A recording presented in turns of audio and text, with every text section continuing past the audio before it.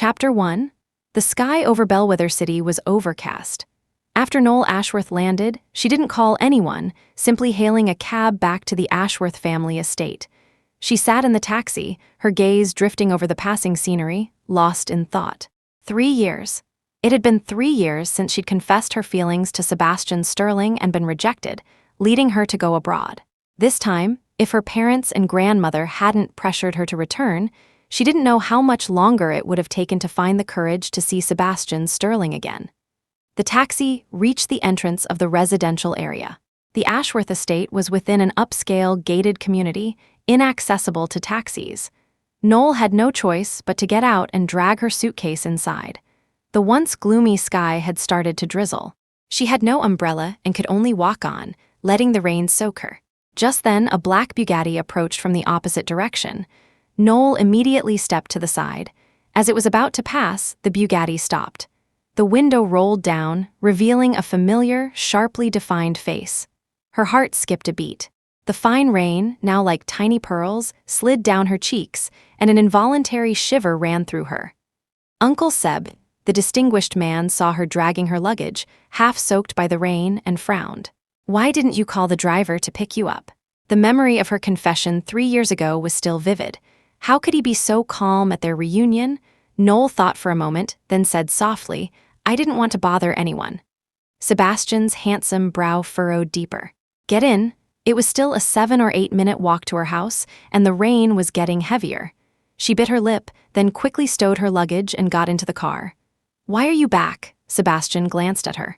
3 years had passed, and she seemed to have blossomed even more. She sounded a little down. "Mom and Dad forced me back. They've arranged a marriage for me." Sebastian paused for a moment, then nodded. "You're not a little girl anymore. It's indeed time to consider it." Noel's breath hitched. She bit her lip and said no more. A few minutes later, the car pulled up to her house. After the car stopped, she didn't unbuckle her seatbelt. Instead, she suddenly looked at him, her voice stubborn. "Uncle Seb, I won't obey my parents. I told you, I'm going to wait for someone until I'm 30, wait until he's no longer a coward and has the courage to face these feelings. I'll keep waiting for him." Sebastian's grip on the steering wheel tightened, his lips pressed into a thin line. It seemed her words had finally stirred some memories, and his expression wasn't pleasant. Silence filled the car. Then, a phone rang, breaking the quiet. Sebastian picked it up. His initially stern features suddenly softened. A clear, pleasant, girlish voice came from the other end. Because the car was so quiet and she was close, Noel heard every word distinctly. "Sebastian, where are you? I've been waiting ages." Such an intimate, natural way of speaking made Noel's back stiffen. As the heir to the Sterling family, Sebastian always maintained a serious, old-fashioned image in public. In the past, only Noel, relying on their family's long-standing friendship and his indulgence of her, could be the one person to be close to him, to act coquettishly. But now, this unfamiliar girl on the phone spoke to Sebastian in a tone just like her old self. And not only was he not angry, he replied gently, "I'll be right there, just wait a little longer." It suddenly occurred to her that when she'd run into him, he had been on his way out. He must have been going to pick up that girl. Encountering her was just a convenient detour to drop her home. Her heart fluttered with unease. Sebastian, a man so busy with his career, would actually go out of his way to pick up a girl. "I have something to attend to. I'll visit Grandma Ashworth another day." With that, he let her out of the car. The Bugatti quickly turned around and sped off. He seemed to be in a great hurry to leave. Noel stood there, staring blankly at the dust kicked up by the speeding car, her mind filled only with their last conversation from 3 years ago. "Uncle Seb, I like you. I've liked you for 7 years." Sebastian was 9 years older than her and had always doted on her, giving her anything she asked for. But that time, it was the only time he'd ever gotten angry with her, his voice cold enough to freeze water. "What does a child know about love? Take back that nonsense? Then when will you stop seeing me as a child?" Her stubbornness was startling.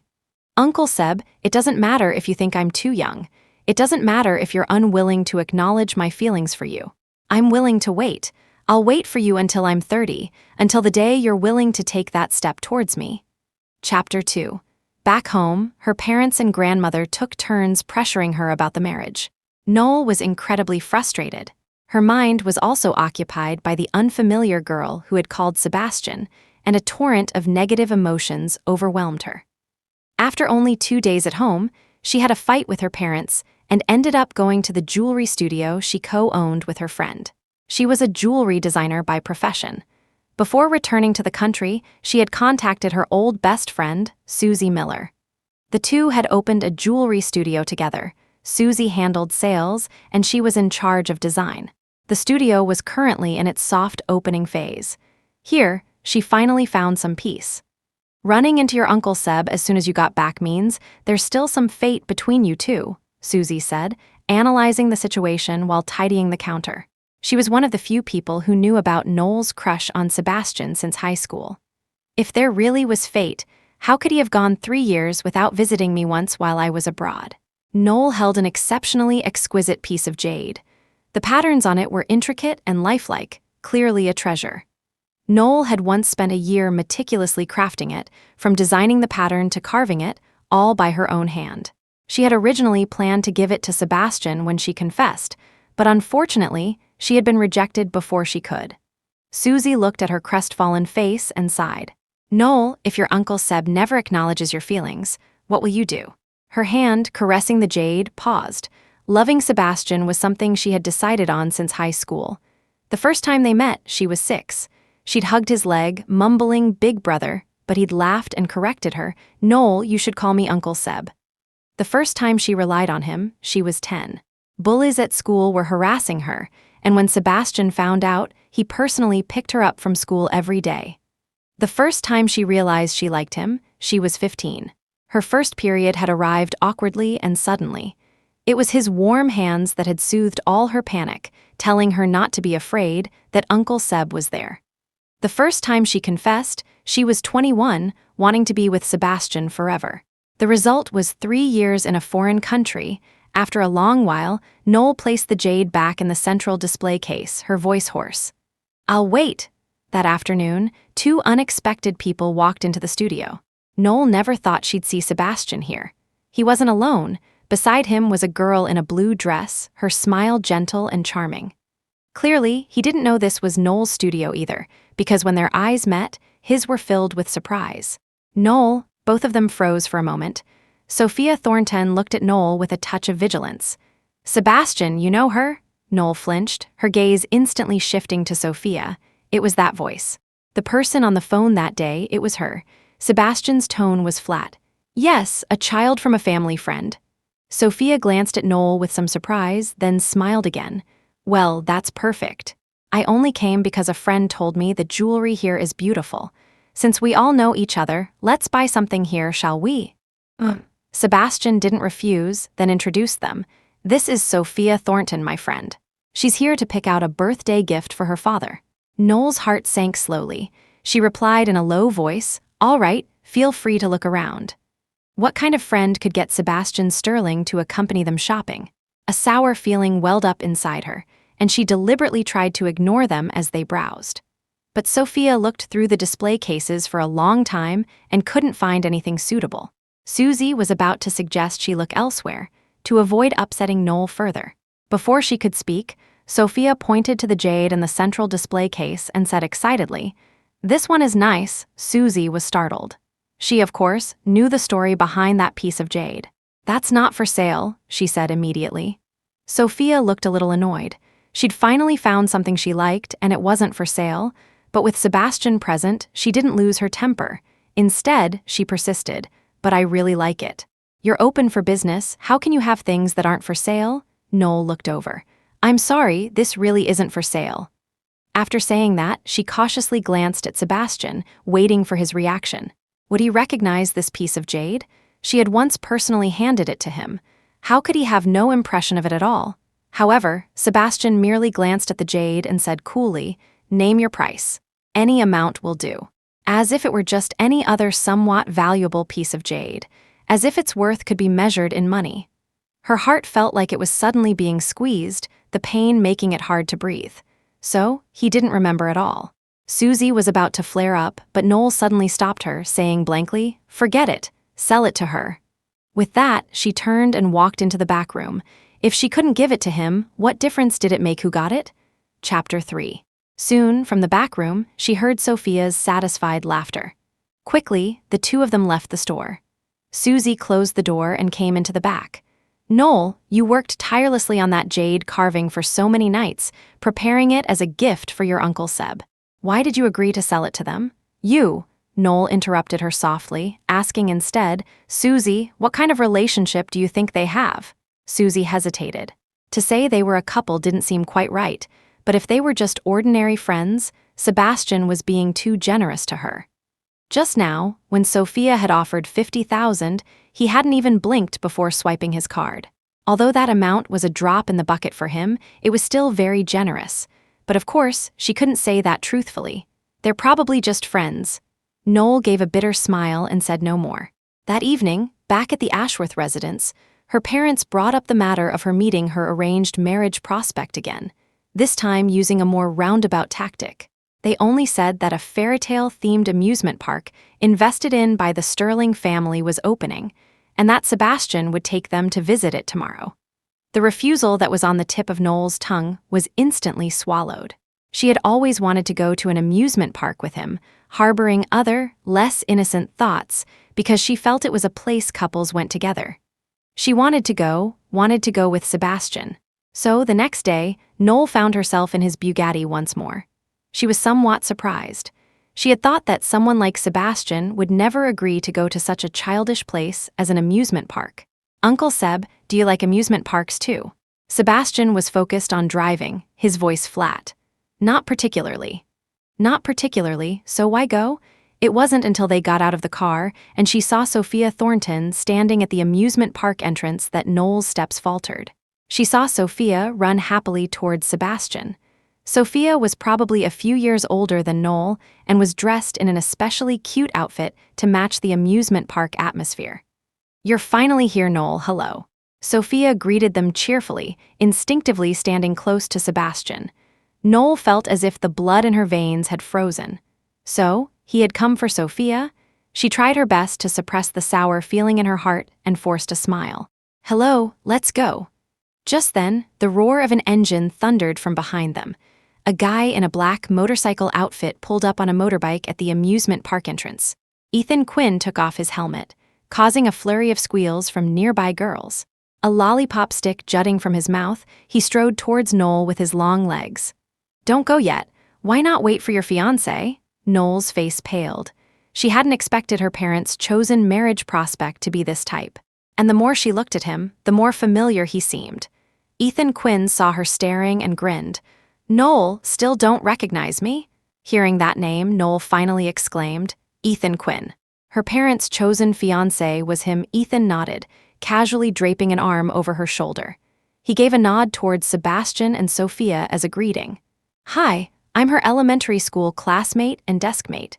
Sebastian sized Ethan up for a few moments, then merely nodded in response. Sophia, however, smiled. "Null, it seems you two are quite faded." Null said awkwardly, "Let's go inside." Once inside, she was surprised to find that, although they hadn't seen each other for many years, Ethan wasn't distant at all. He pulled her along to try many rides. But she was still a little downcast, her eyes fixed on the backs of Sebastian and Sophia walking ahead. The two of them seemed to exist in their own bubble.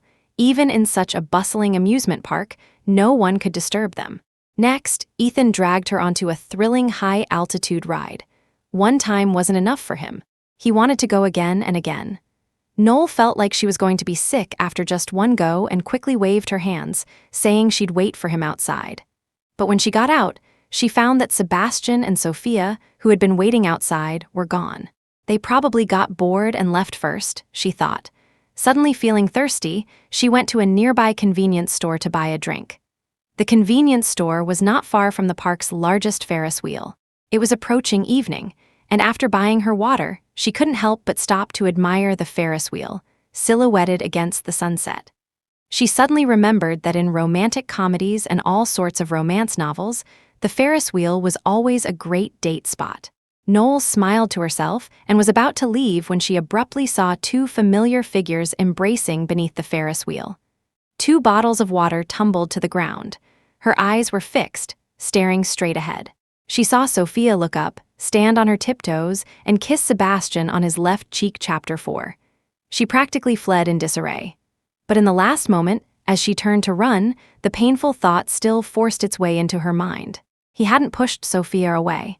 He hadn't pushed Sophia away like he had pushed her away 3 years ago. He had accepted Sophia's intimacy.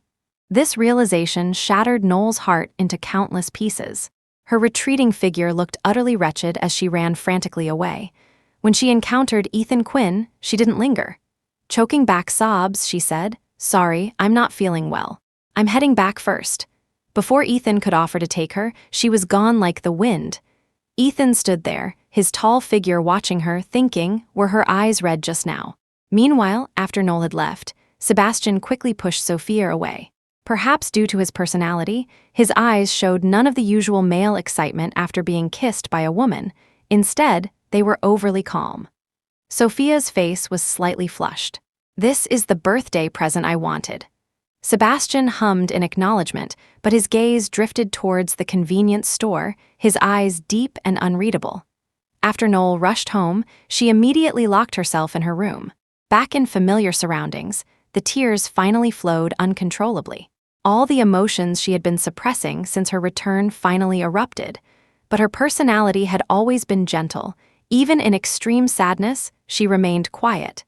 Tears streamed down silently. She curled up in a corner by the bed, overwhelmed by a crushing sorrow, her limbs feeling cold, causing her to tremble uncontrollably.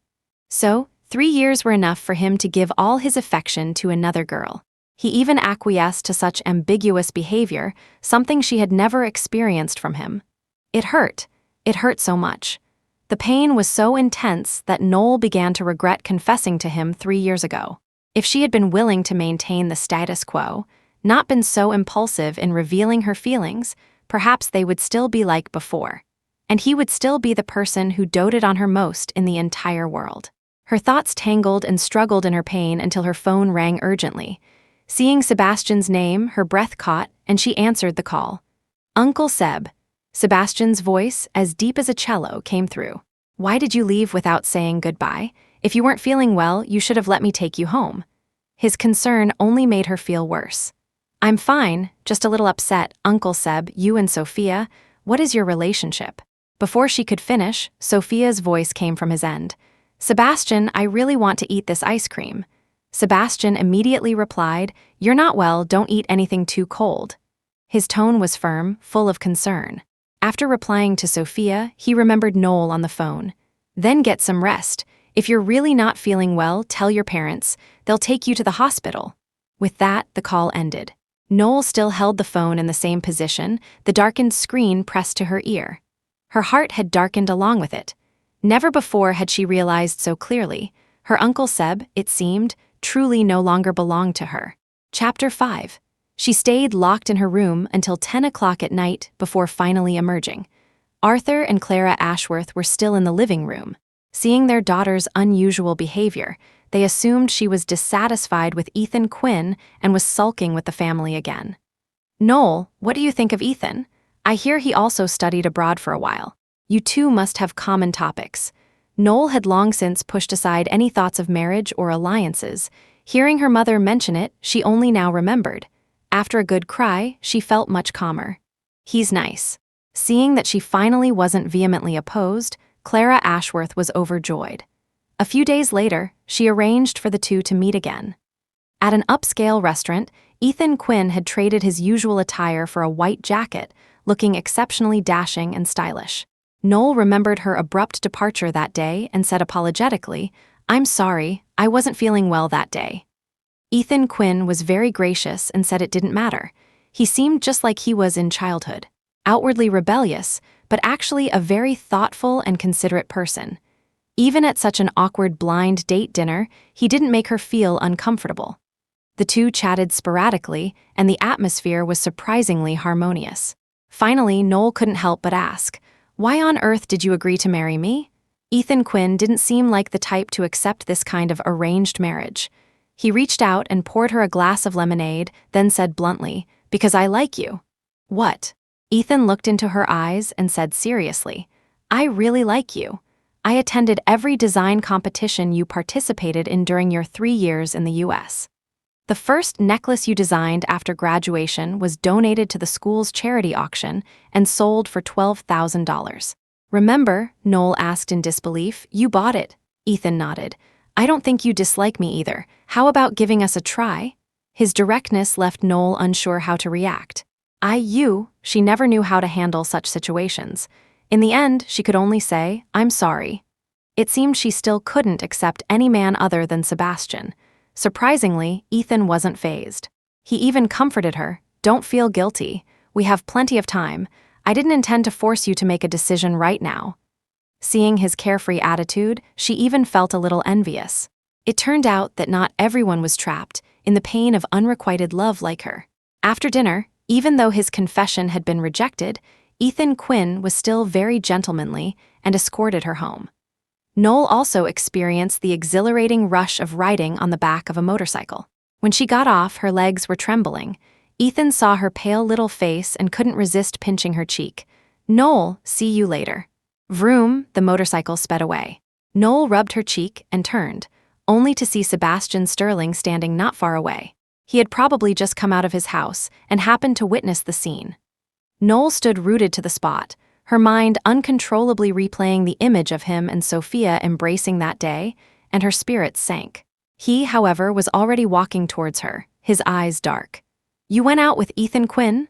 She nodded, noticing that he also seemed to be heading to her house, an invitation in his hand. What's this? An invitation to Grandma Sterling's 80th birthday banquet. I needed to see your father about something, so I brought this along. So that was it. The two fell into silence again, since when had they, once so close, reached a point where they had nothing to say to each other? Finally, Sebastian spoke first. Null, what do you think of Ethan Quinn? Chapter 6. She didn't know what he meant by that question, but ever since she returned, whether intentionally or not, he had always avoided anything related to her. Why would he suddenly care about her and Ethan Quinn? Her heart sank. What do you mean? What do I think? The Quinn family is quite respectable. Ethan, although a bit playful, has his own career. What I mean is, he's quite suitable for you. Suitable for me? Null stared straight at him, a sudden sourness pricking her nose. She lowered her head, a sad smile playing on her lips. Uncle Seb, are you saying this as an elder, or as the person I confessed to? Was he so eager to pair her off with Ethan Quinn because he didn't want her pestering him anymore? As expected, Sebastian's expression changed drastically. He said sternly, Null, this was the first time since her return that she had bluntly torn away the harmonious facade they had maintained. This topic, which he didn't want to discuss and she didn't dare to, was finally out in the open. Knowing he wouldn't answer, she didn't press the issue. Instead, she voiced another question she had wanted to ask for a long time. Uncle Seb, will you end up with Sophia Thornton? Sebastian was silent for a moment before saying, That's none of your business. With that, as if afraid she would ask another question, Sebastian Sterling walked directly towards the Ashworth family estate. She followed slowly behind him.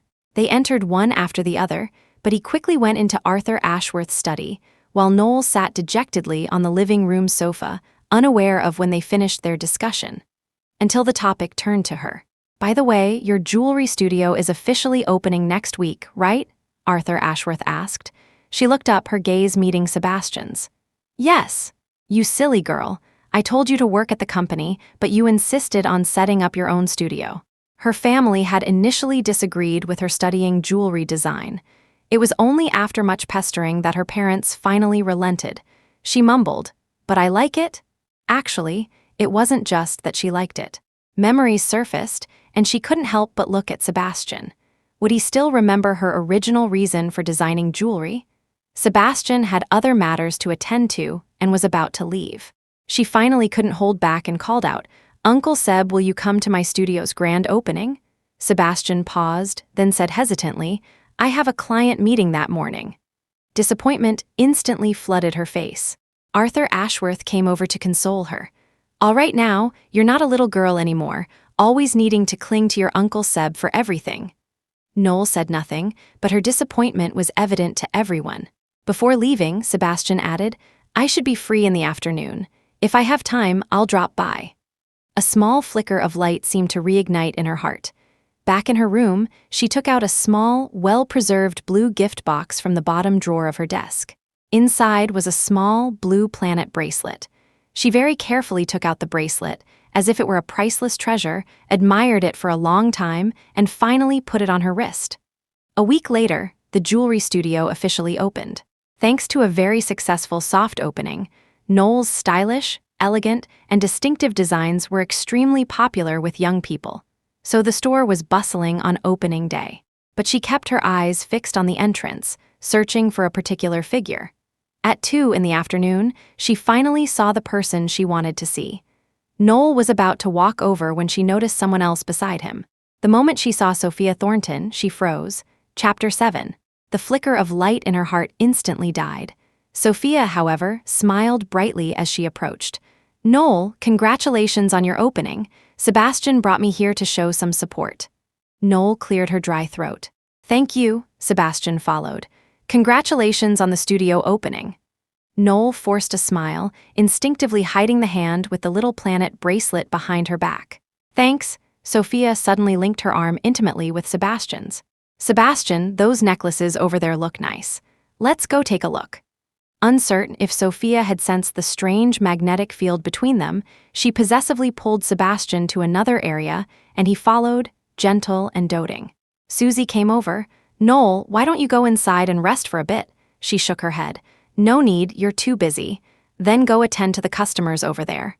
Susie pointed to an area furthest from Sebastian. Null nodded, glanced at their retreating backs one last time, and turned away. Although the store wasn't large, there were quite a few customers. She didn't have much time to dwell on her emotional turmoil and quickly got busy. After some time, Sebastian suddenly walked over to her. Sophia, who had been constantly by his side, was gone. Sophia had a family matter to attend to, so she left first. Null nodded, knowing this meant he was planning to leave too. He didn't immediately say he was leaving, though. He gestured to the jewelry in the display case. "You really do have a talent for design. These pieces are all beautifully crafted." Null's heart stirred, the little planet bracelet on her wrist swaying. "Uncle Seb, do you still remember why I started designing jewelry?" Her eyes, full of hope, looked at him, yet it seemed as if she were looking through him to the younger Sebastian of years past. Back then, she was only 11, and Sebastian had just graduated from university. Compared to taking over the family business, he actually preferred to be a designer. That little planet bracelet was the first piece he ever designed. When it was finished, he had personally put it on her. It was just a pity that he was, after all, the sole heir to the Sterling family. Some people are born without the freedom to choose their own path in life. Sebastian soon gave up jewelry design. Everyone thought he wasn't really that passionate about being a designer. Only Null had seen him drunk late at night, seen him reverently kiss that little planet. 11-year-old Null had crouched beside him, watching him sleep. "Uncle Seb, don't worry, I'll help you realize your dream in the future. I won't let you down." She knew he loved this profession, loved it very, very much, but he couldn't pursue it. So, from that moment on, the seed of becoming a jewelry designer was planted in Null's heart. She would fulfill this dream for him. Even though more than a decade had passed, and Sebastian had long stopped mentioning his dream of old, as if he had already forgotten. But Null hadn't forgotten. Never. She also believed that Sebastian hadn't forgotten. 10 years of holding it and couldn't chill the passion in his blood, he wouldn't forget. So she looked at him, full of hope, the words, "Look, I really helped you achieve your dream," almost tumbling out. But his reply was calm. "Whatever the reason, now that you've started, do it well." Null, unwilling to give up, grabbed his hand. "Uncle Seb, have you really forgotten? When you were 22, one night you were drunk, and I promised." Before she could finish, Susie suddenly walked over with a sunglasses case. "Mr. Sterling, I think Miss Thornton left these sunglasses behind." Sebastian glanced at it and took it. "Yes, those are hers." The conversation was abruptly cut short. Sebastian didn't seem to care about what she was saying and stood up, ready to find Sophia. "I'll be going now." Null stood frozen, watching him leave, a tear escaping the corner of her eye. Chapter 8. That evening, she returned home listlessly. Her parents were preparing their outfits for Grandma Sterling's birthday banquet, which was 3 days away. Null remembered to pick out a suitable dress too. "Got it." Null answered weakly and went upstairs to her room.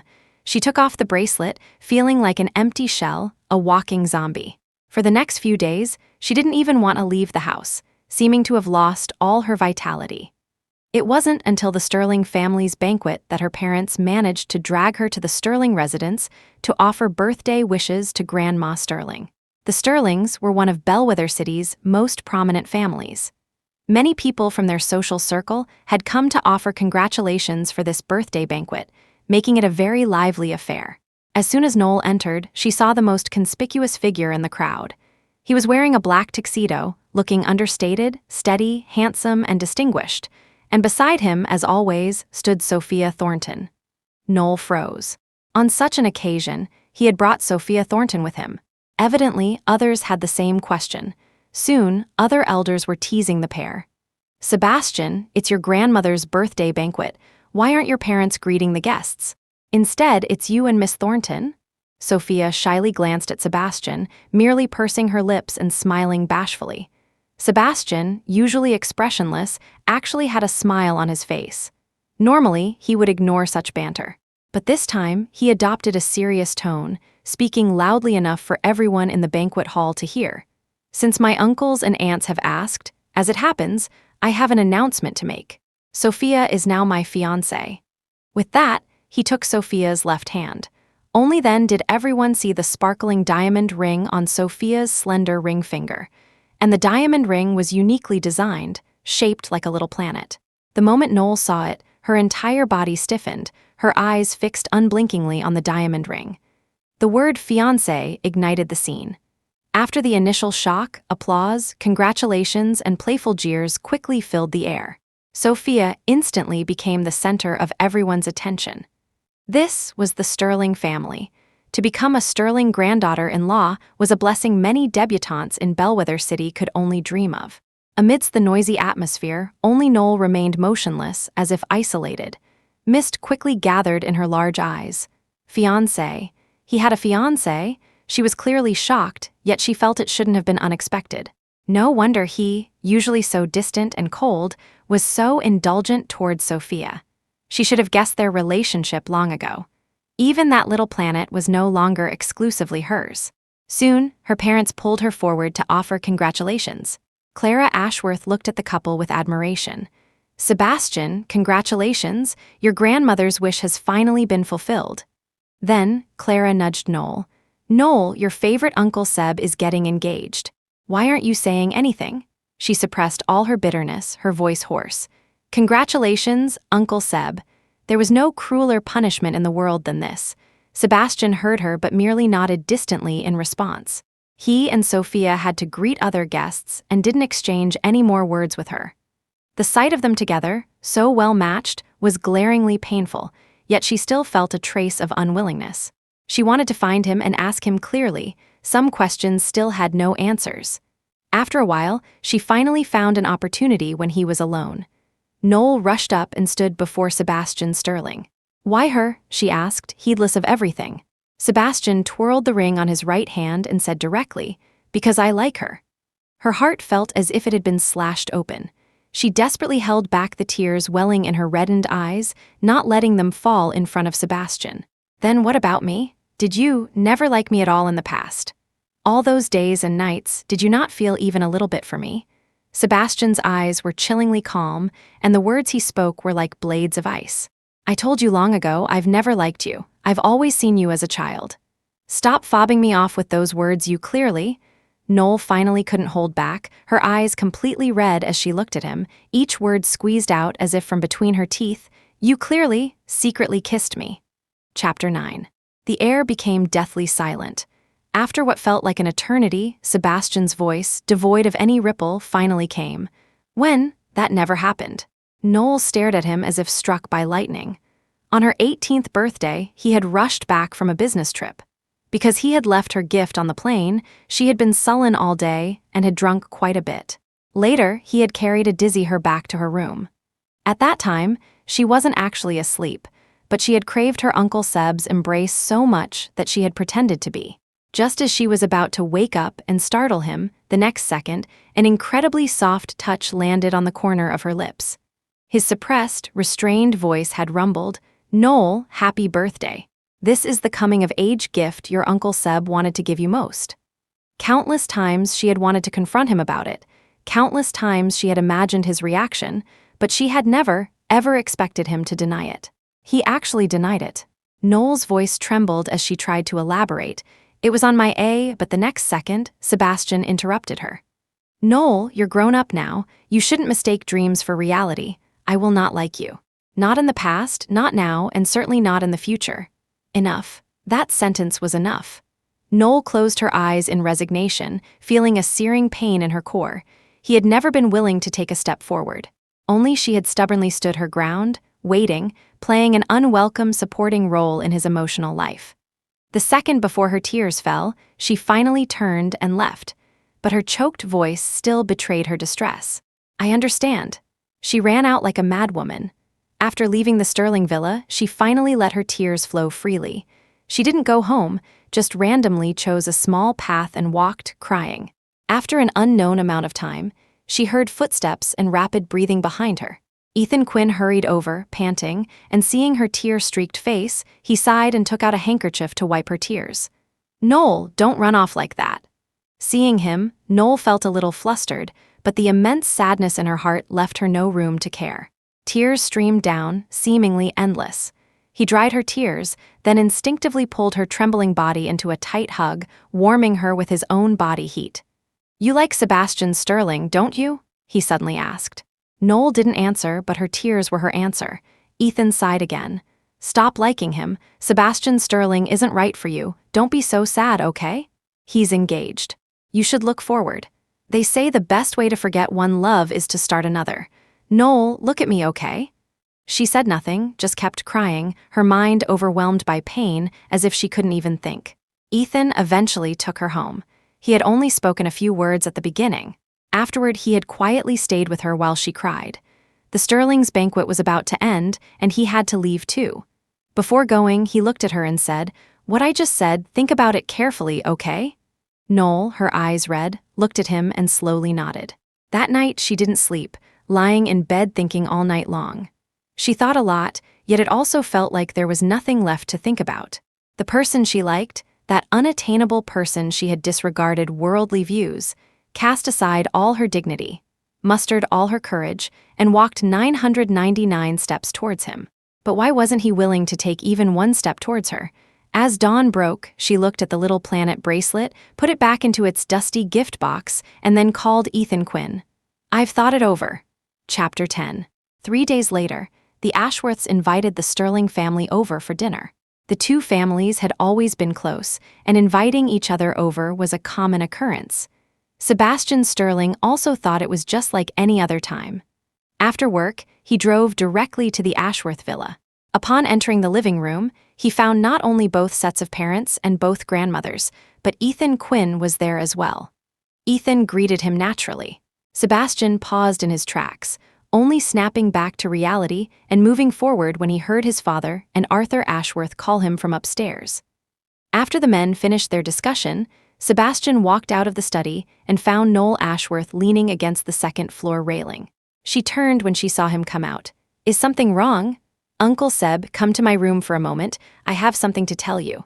Without giving him a chance to reply, she walked straight towards her room. Sebastian hesitated for a moment, but eventually followed. It had been a long time since he had last entered her room. Looking at the familiar furnishings, the dolls she had cherished since childhood, the haphazardly designed necklaces from her younger days, it all felt incredibly familiar. Noel stood with her back to him and took a box from a drawer. Turning around, she handed it to him with a calm expression. Uncle Seb, take this back. Sebastian instinctively took it. What is it? Upon opening it and seeing the little planet bracelet, his hand stiffened for a moment. Why are you giving it back to me? Noel no longer looked at him. She walked towards the door. As they passed each other, she said faintly, I don't want it anymore. Soon, he was the only one left in the room. After she returned the bracelet to him, they didn't exchange another word. She sat in the living room with Ethan Quinn, chatting with a leaner Ashworth. A boy with Ethan's personality was most adept at pleasing elders. In no time, he had a leaner Ashworth roaring with laughter. Meanwhile, Sebastian was in the guest area discussing work with Arthur Ashworth. His composure was flawless, but his thoughts kept drifting to the bracelet in his pocket. Then he remembered her words, "I don't want it anymore," and his mind couldn't settle. He even had the urge to pull her aside, regardless of everyone present, and make her explain what she meant. Soon, the servants had prepared dinner, and both families, along with Ethan, sat down. In the past, during meals, she always liked to stick close to Sebastian and sit next to him. This time, however, she sat with Ethan while Sebastian sat opposite her. Her gaze never once lingered on him. Sebastian, who was usually composed and handled everything with ease, felt a faint sense of unease stirring within him. Just as he was about to speak, Eleanor Ashworth looked at Null and smiled kindly. "Null, didn't you say you had 2 important announcements to make? Everyone's here now, so go ahead." Sebastian was sitting right across from her. He saw the girl's eyes sparkling with a light he hadn't seen in a long time. His heart twinged, and the next second he heard the girl's slow, firm voice. "The first thing is, I've decided to stop designing jewelry." Sebastian's heart jolted. Before he could react, Noel's gaze bypassed him, and she turned her head to look at Ethan Quinn beside her. The two exchanged a smile. "The second thing is, I've accepted Ethan's proposal. We're getting our marriage license next month and getting married." Chapter 11. When Sebastian Sterling heard Null Ashworth say she had decided to stop designing jewelry, a bad premonition had already formed in his heart. And after hearing Null's second announcement, Sebastian was simply stunned. She was going to marry Ethan Quinn? Next month, no less. Even though he had braced himself, when it actually happened, Sebastian's expression turned extremely grim. But no one present noticed Sebastian's awful complexion. Null raised her hand, intertwined with Ethan's, as if to confirm the news of their marriage. Sebastian stared intently at the hand holding Null's, his fierce gaze seeming to burn a hole through Ethan's hand. Even though, over the years, Sebastian had countless times wanted to push Null towards someone else, and had even repeatedly told Null that she and Ethan were actually quite suitable. But when Null truly ran into someone else's embrace, Sebastian finally realized that his heart ached so much it felt like it was bleeding. Sebastian thought, "Null must have felt this way when she saw me with Sophia Thornton."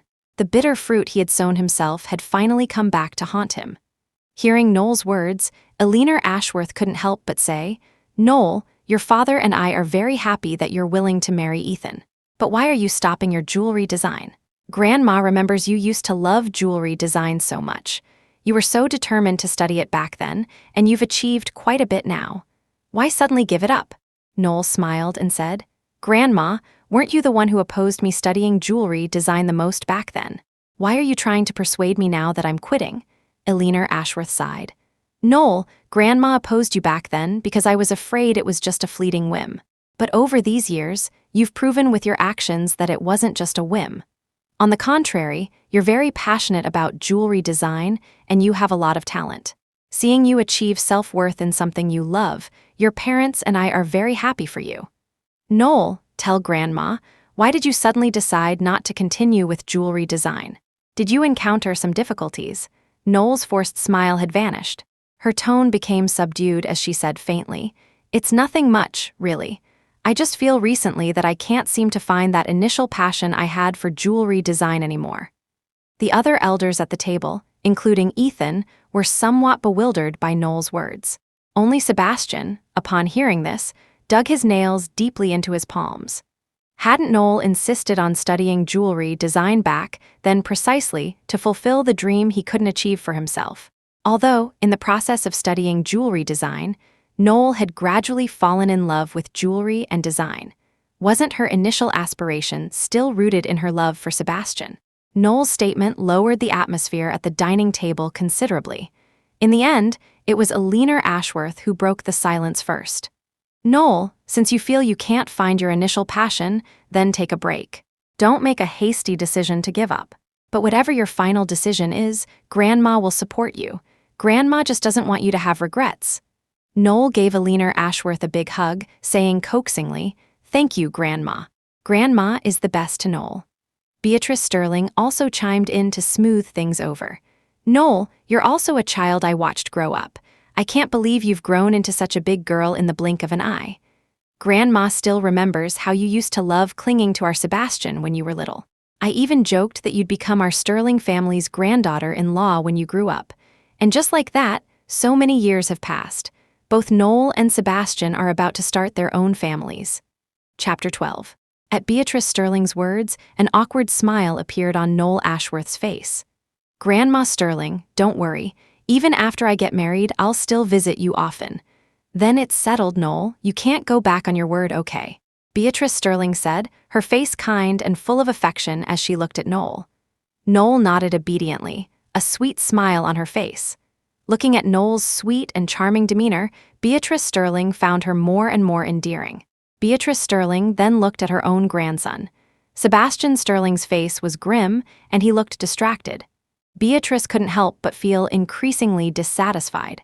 In Beatrice Sterling's eyes, Sebastian pulled a long face all day long and didn't know how to please elders at all, completely unlike this delightful Ashworth girl. Noel had loved clinging to Sebastian since she was little. Beatrice Sterling was an astute woman. Noel's little thoughts about Sebastian were written all over her face. How could Beatrice not see them? But Beatrice Sterling had doted on Noel since she was young. She had been waiting for Noel to grow up so Sebastian could marry her into the Sterling family. Beatrice knew her own grandson best. That boy, Sebastian, though he never said it, Beatrice could see that his indulgence and affection for Noel were unique. Who knew what happened 3 years ago, but Noel suddenly went abroad overnight, seemingly with no intention of returning. Beatrice Sterling had been as anxious as an ant on a hot pan. The granddaughter-in-law she had watched grow up, how could she just run off? At that time, no matter how Beatrice questioned Sebastian, he refused to tell the truth, only saying it was Noel's own choice. But how could Beatrice Sterling not see that when Noel went abroad overnight, Sebastian had looked as if he'd lost his soul? Beatrice Sterling patted Sebastian's shoulder, exasperated, and sighed, "Sebastian, you actually like Noel too, don't you? Grandma can see through your little thoughts. Noel clearly likes you too. Why aren't you willing to take that step with her?" Sebastian said gravely. "Grandma, since Noel calls me Uncle Seb, it's impossible between us." Beatrice Sterling said irritably, "Don't think you can fool me just because I'm old. If you didn't like Noel, if you didn't want to be with her in your heart, then why haven't you even dated once, even though you're 30 now? Aren't you just waiting for her? If you truly believe it's impossible between you and Noel, then why have you repeatedly rejected the marriage prospects your parents arranged for you? Sebastian, Grandma understands your thoughts and supports them. Now that Noel has finally grown up and reached a marriageable age, what's this about you angering her and making her run off?" Sebastian's tone was slightly heavy. "Grandma, I'm not a child anymore, but Noel still is. She can't distinguish what liking someone means. I can't hold her back." Beatrice Sterling was furious. "You just keep digging your own grave, you'll regret it." Now, as Sebastian recalled Beatrice Sterling's words from 3 years ago, he suddenly felt as if he was truly tasting regret. This dinner, several people at the table ate without tasting a thing. After the elders had put down their chopsticks, Sebastian stood up, made an excuse about having something to do, and hurriedly left the Ashworth estate, as if unwilling to stay a moment longer. Ethan Quinn leaned close to Noel's ear and whispered, "Noel, your Uncle Seb seems a bit off." Hearing Ethan's words, Noel finally looked up at Sebastian's retreating figure. This was the first time Noel had looked at Sebastian all evening. Noel quirked her lips, a half smile on her face. Hasn't he always been like this? Who knows what he's thinking? Chapter 13. No one would have guessed that Sebastian Sterling, who had been clear-headed, restrained, and a teetotaler for over 30 years, would enter his family's wine cellar for the 3rd time that night. Although Sebastian never drank, as a man of taste and wealth, he loved collecting wine. The first time he opened a bottle from the cellar was late on the night of Noel Ashworth's 18th birthday party. Sebastian, who had secretly stolen a kiss from Noel's lips then, tossed and turned, unable to sleep, and unknowingly found himself in the basement wine cellar. That was the first time Sebastian experienced the taste of alcohol and a hangover. The headache after a hangover was terrible, but it was nothing compared to his heartache. The second time was after Noel, rejected by him, had gone abroad overnight. Upon learning of Noel's departure, Sebastian once again drank himself into a stupor. Alcohol could numb his nerves, granting him a moment of indulgence and release.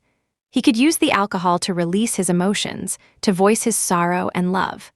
When he sobered up the next morning, he would revert to being the cold, ruthless, and unquestionable heir of the Sterling family. This time, after learning of Noel and Ethan Quinn's impending marriage, Sebastian once again entered the wine cellar. He expertly took a bottle of high-proof whiskey from the dazzling array on the wine rack, then walked to the bar on the side and poured himself a full glass. The high-proof alcohol burned its way down Sebastian's throat. He clearly felt his temples throb. In truth, Sebastian didn't drink precisely because he was the type of person who shouldn't. Every time alcohol passed his lips, his heart would race.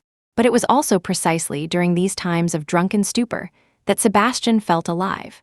Only in these unlit, late nights could he fully unleash his emotions, could he completely be himself, rather than the meticulous heir of the Sterling family. After Noel Ashworth came of age, she no longer lived permanently at the Ashworth family estate. Arthur and Clara Ashworth had bought Noel another villa in the same gated community. It wasn't as large as the Ashworth estate, but it was more than enough for Noel to live alone. In fact, the villa Noel now lived in was only a 10-minute walk from the Ashworth estate. The Ashworth and Sterling families were neighbors, their families on good terms for generations. So, to allow Sebastian and Noel to look out for each other, Arthur and Clara Ashworth had bought the villa for Noel right next to Sebastian's private residence.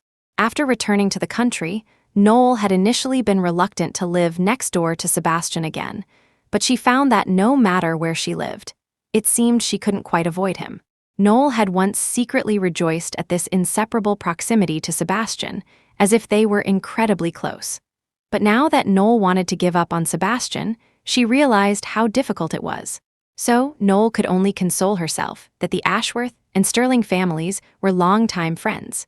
She could avoid Sebastian for a while, but could she avoid him for a lifetime? Only by remaining unmoved, even when face to face, would it prove that she had truly let go. That night, after showering and completing her skincare routine, Noel was about to go upstairs for an early night's sleep when she heard heavy knocking at her front door. To say knocking wasn't quite accurate, because the sound was muffled, as if someone was thudding against the door repeatedly. So Noel, who had already reached the staircase ready to go to bed, had to turn back. She raised her voice and asked, "Who is it?" But the only reply was the muffled thudding. Noel wasn't worried about it being a burglar. After all, this was Bellwether City's most exclusive residential area, and the community's security was excellent. If it wasn't a resident, the community management wouldn't even let a fly in, not to mention the daily security patrols. It was as safe as could be. Therefore, even without a response from the visitor, Noel wasn't afraid. She walked to the entryway, turned on the digital peephole, and saw a very familiar figure appear on the large electronic display. Chapter 14. Sebastian Sterling was leaning one hand against her door, his other arm thudding against it, though the force seemed somewhat weak. Noel couldn't help but frown. Sebastian's head was lowered, so she couldn't see his expression through the video door viewer. But based on her years of knowing Sebastian, she had a feeling that something was not right with him now. Sebastian was a child raised with an elite education. His posture, his every smile, even his frowns, had been meticulously trained by the Sterling family's specialized etiquette instructors. Therefore, Sebastian, in his current disheveled state, pounding on someone's door late at night, was something the Sebastian of the past would never have done. Noel found it strange. Through the intercom of the digital peephole, she asked, "Uncle Seb, why are you here so late? Is there something you couldn't say over the phone? I'm going to bed." She was bare-faced and in her pajamas. Although Sebastian had seen her like this before, they were no longer children. It was unclear if Sebastian heard Noel's words. In any case, he didn't reply, merely continuing to pound relentlessly on her door. Noel said with some exasperation, "Uncle Seb, if you really have something to say, just say it like this. I can hear you." Sebastian still didn't speak, but he seemed to be growing impatient, the force of his pounding increasing considerably. Seeing Sebastian remain silent, Noel also grew angry. She turned off the digital peephole and walked away. Noel prepared to go back upstairs to sleep, intending to let Sebastian knock at her door all night. Her room was well soundproofed anyway. Even if Sebastian really stood at her door knocking all night, she could sleep peacefully. But she hadn't taken more than a few steps before she became impatient. The repetitive knocking seemed to be grating on her nerves. So Null, in her slippers, quickly returned to the door and yanked it open. Today was the 15th of the lunar month, the day the moon was at its fullest. When Null opened the door, she saw the bright moonlight. The tall man, bathed in the moonlight, his slightly dazed eyes now firmly locked on her. Null was currently fuming, so against the light, she didn't clearly see Sebastian's unusual expression. At the same time, Null's slightly angry voice rang out. "Sebastian Sterling, what on earth are you trying to do? Knocking on my door in the middle of the night and then not saying why you're here. Do we even have anything? MMPH. Before Null could react, the tall man burst into her house, grabbed her arms, and pinned her against the adjacent door panel. A kiss, smelling of alcohol, swept over her, silencing Null's angry words. A string in Null's mind seemed to snap.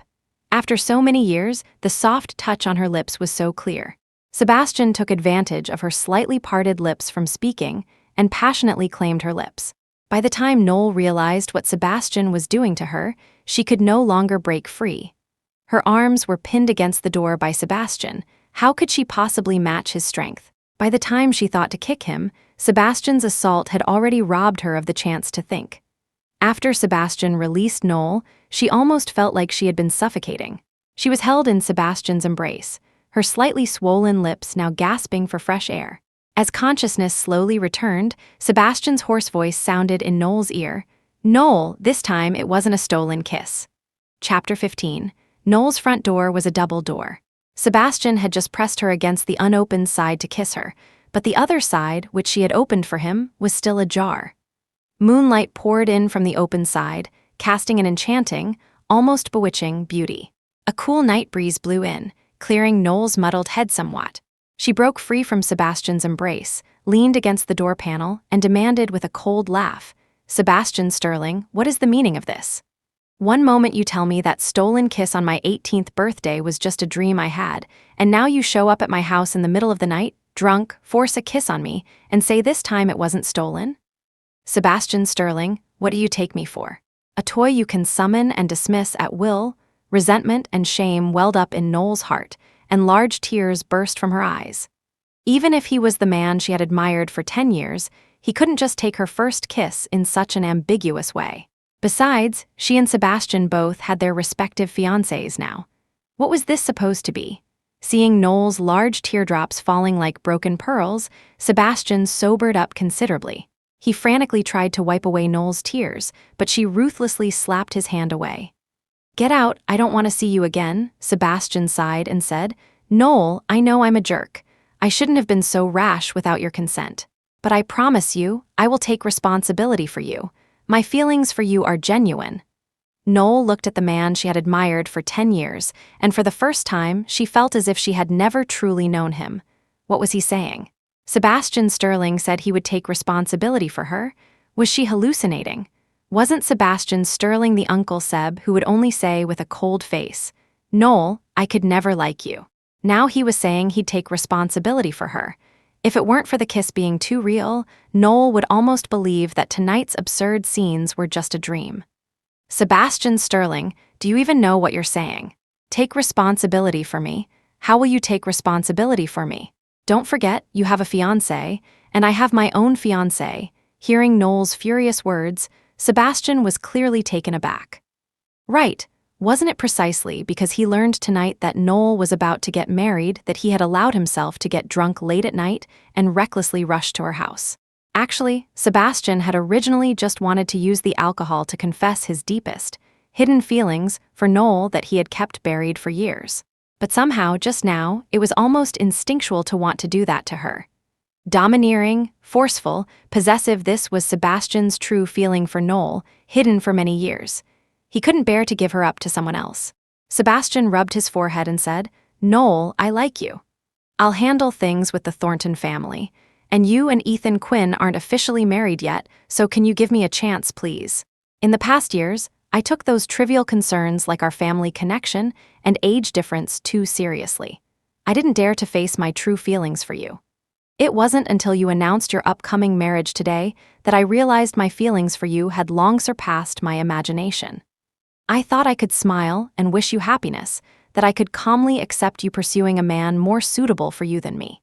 But when such a scene actually happened before my eyes, I found I couldn't bear to see your eyes look at another man. Null, didn't you say you would wait until I was no longer a coward, until I had the courage to face these feelings? I've thought it through now. I like you, I love you. No matter how many obstacles there are, I want to be with you. Null, I'm sorry for making you wait for me for so many years. Chapter 16. Null looked at the man before her, his words filled with deep emotion, a look of astonishment on her face. For the past 10 years, Null had dreamed of hearing Sebastian's confession and response to her feelings. But why, oh why, did Sebastian finally muster the courage to face their feelings only when she had already resolved to give up on him? Hearing Sebastian's heartfelt confession, it was impossible for Null's heart not to stir, not even a little. After all, she had loved Sebastian for a full 10 years. How could 10 years of affection be severed overnight? Therefore, faced with Sebastian's deep confession, Null felt her heart, embarrassingly, pound fiercely a few times. But Null's inner resolve did not waver. Sebastian Sterling, what's the point of saying all this to me now? Ethan and I are getting married soon, and your wedding with Sophia Thornton should be soon too, right? Uncle Seb, I'll just pretend those words just now were drunken ramblings. After tonight, let's both pretend today never happened. You go marry your Miss Thornton, and I'll go marry my Prince Charming. As for us, let's go our separate ways. Let's not interfere in each other's lives anymore. We're simply not compatible. Null's expression was unprecedentedly calm. After saying these words, she adopted a posture of seeing a guest out. Now it was Sebastian's turn to be somewhat dumbfounded. Sebastian had imagined countless times Null's possible reactions after he confessed his feelings. Perhaps she would cry and complain about his cruelty, or perhaps she would be moved to tears of joy. At the very least, she might break down and curse him out of grievance. But Sebastian had never imagined that after hearing his confession, Null would be so unprecedentedly calm, as if he had just been talking about today's weather forecast. Sebastian said with some urgency, "Null, you're angry with me, aren't you? You blame me for making you wait so many years, don't you? I know, I was indeed too much of a jerk in the past. I ignored your feelings, rejected your confession, and even used another woman to make you give up on me.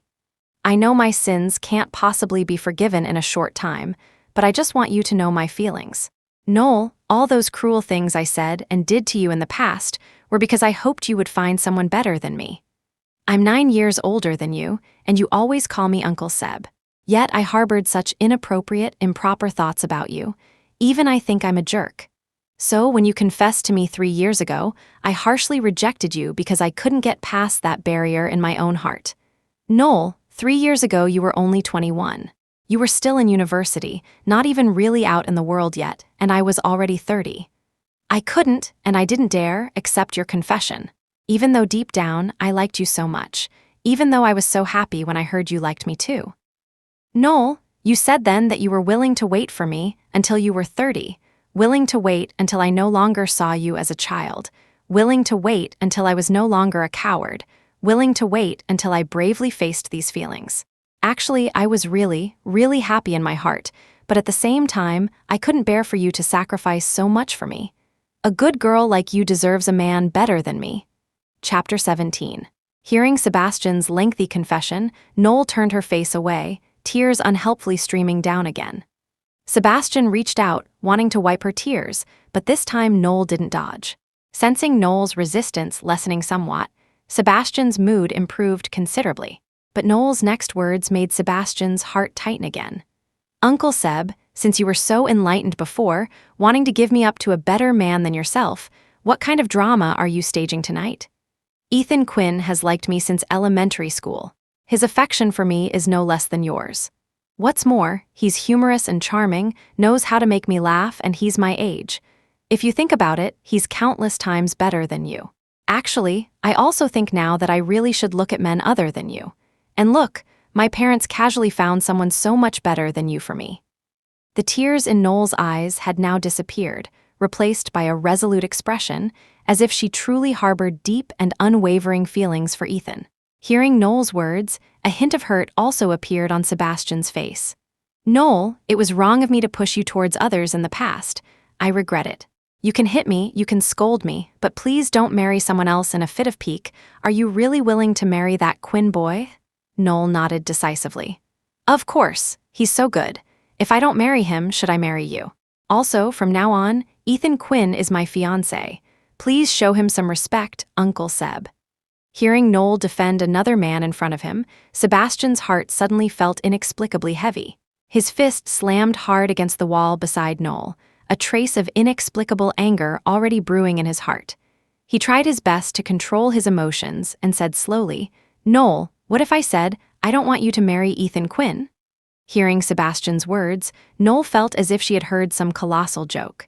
"Sebastian Sterling, you don't want me to? On what grounds? In what capacity? As an elder or as the person I confessed to? Didn't you personally tell me that the Quinn family is quite respectable? That Ethan, although a bit playful, has his own career, and that he's quite suitable for me? Weren't those your exact words? Speaking of which, I should thank you, Uncle Seb. If you hadn't investigated my fiancé for me beforehand, I wouldn't have known he was so outstanding. Uncle Seb, agreeing to marry Ethan was my own decision. It has nothing to do with anyone else, and it's certainly not because I want to spite you. You don't hold that much sway over me."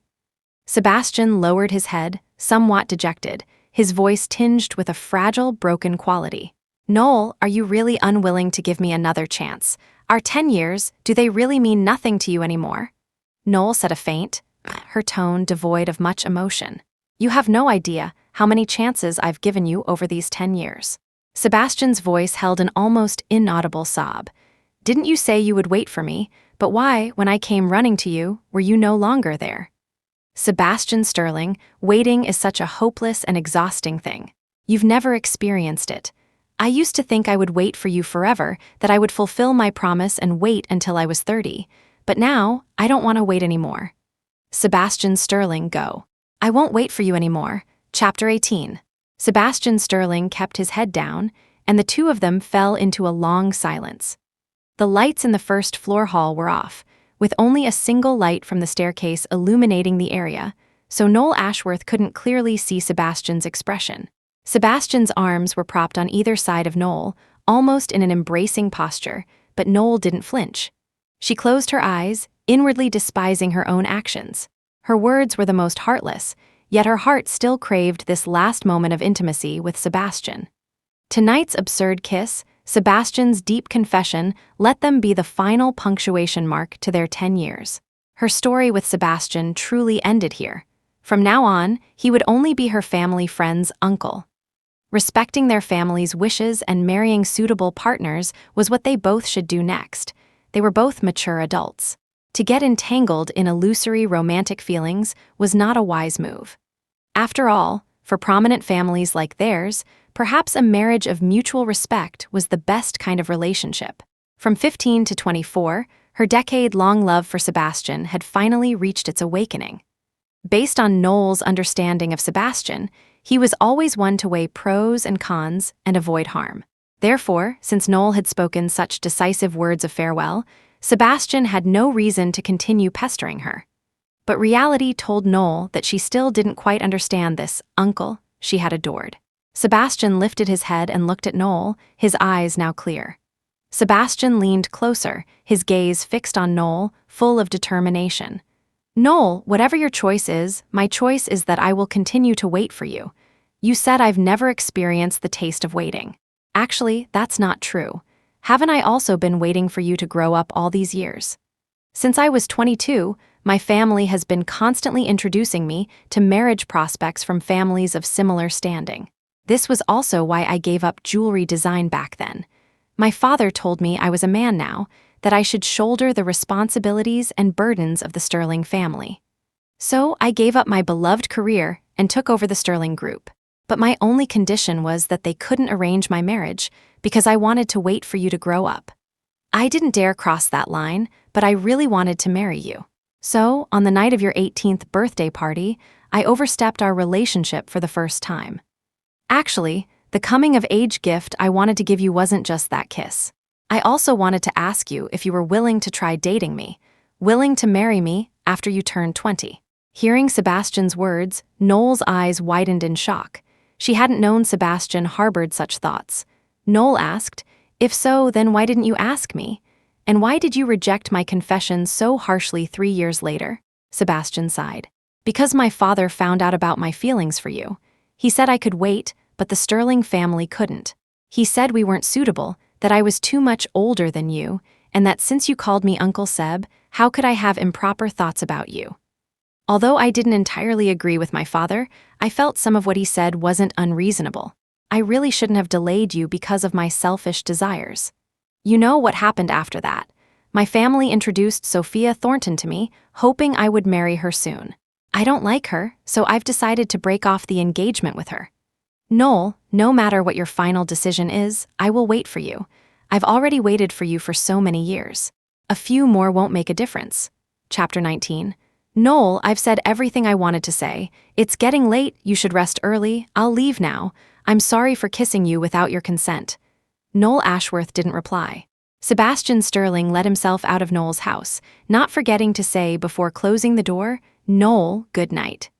The door clicked shut, and the large villa returned to silence. Null went back to her room, pulled the covers over her head, and fell asleep. However, the next morning, Null irritably pulled down the covers. The dark circles under her eyes revealed she hadn't slept all night.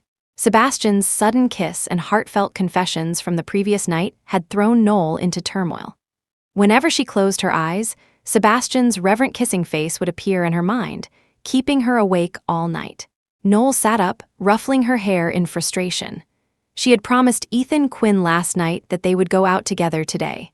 Now, having not slept all night, not to mention the dark circles, her complexion must be terrible. Meanwhile, someone else hadn't slept either. Sebastian, having confessed his feelings to Null, was too excited to sleep all night. Even though he hadn't gotten a single positive word from Null, for Sebastian, confessing his feelings and making a decision was already a groundbreaking development. What's more, last night, fueled by alcohol, he had done something to Null that he had always wanted to do. Savoring the sweet taste of the young woman, Sebastian felt an itch he couldn't scratch. He wished he could draft a plan to pursue Null overnight, to win over his little girl as soon as possible. Early in the morning, Sebastian got himself ready, preparing to go to the Sterling family estate to inform his parents and grandmother about his intention to break off the engagement with Sophia Thornton. Sebastian had originally thought of making breakfast for Null, but then considered she probably wasn't up yet, so he went out alone. When he walked through the gates of the Sterling estate, Beatrice Sterling was just coming downstairs. Seeing Sebastian enter from outside, Beatrice was somewhat surprised. "Sebastian, why are you here so early today?" Sebastian helped Beatrice to the dining table, then sat down opposite her, smiling. "Grandma, isn't this just to have breakfast with you? I know you usually get up at this time, so I came early, hoping to make you happy." Beatrice looked pleased but still somewhat skeptical. "All right, what big news are you planning to announce this time?" Sebastian pushed the breakfast served by the maid towards Beatrice. "Nothing of the sort. As your grandson, I'm usually too busy and don't have time to have many meals with you. I'm off today, so I thought I'd come have breakfast with Grandma and make you happy." Beatrice stirred her soy milk and sighed. "Sebastian, if you really want to make Grandma happy, then hurry up and get married and have children, so this old woman can see 4 generations under one roof before I die." With that, Beatrice took a spoonful of soy milk. While Beatrice was drinking her soy milk, Sebastian said, "Grandma, I came this time precisely to talk to you about this. I want to break off the engagement with the Thornton family. I want to marry Null." Chapter 20. Upon clearly hearing Sebastian Sterling's words, Beatrice Sterling nearly dropped the spoon in her hand. Beatrice lifted her head and asked, "Sebastian, what did you just say?" "Say it again." "Grandma, I said I don't like Sophia Thornton. I don't want to marry her. The person I like is Null. I want to marry her." Beatrice put down her spoon, smacked her lips, and digested this fact. Although Beatrice couldn't say she liked Sophia, she could tolerate her if she turned a blind eye. If Sebastian was willing to face his feelings and pursue Null Ashworth, Beatrice naturally had no objections. After all, Beatrice was very satisfied with Null as a granddaughter-in-law. But the problem was, Null had just announced yesterday that she was going to marry Ethan Quinn, although the Ashworth and Quinn families hadn't officially held a wedding banquet. The marriage alliance between the two families was already a done deal. The Ashworths had even informed the Sterlings, clearly intending to see this marriage through. So what was this about Sebastian now jumping out and saying he wanted to marry Null? Could it be that Sebastian was really going to try and steal Ethan Quinn's girl? This kind of thing, if word got out, would seriously damage the Sterling family's reputation. So Beatrice frowned and said, "Sebastian, are you regretting it because you saw yesterday that Null and that Quinn boy decided to get married?" Sebastian nodded, his words sincere. "Yes, Grandma. I know I'm being a jerk by doing this, but I truly regret it." "Grandma, you were right. I should face my own feelings. I have indeed been waiting for Null all these years, but I just couldn't get past my own mental block. It wasn't until last night, when I saw Null holding another man's hand, that I realized I simply couldn't wish her happiness. I want her happiness to be given by me." Seeing that Sebastian had made his decision, Beatrice nodded with some relief. "Sebastian, since you've made your decision, Grandma will support your choice.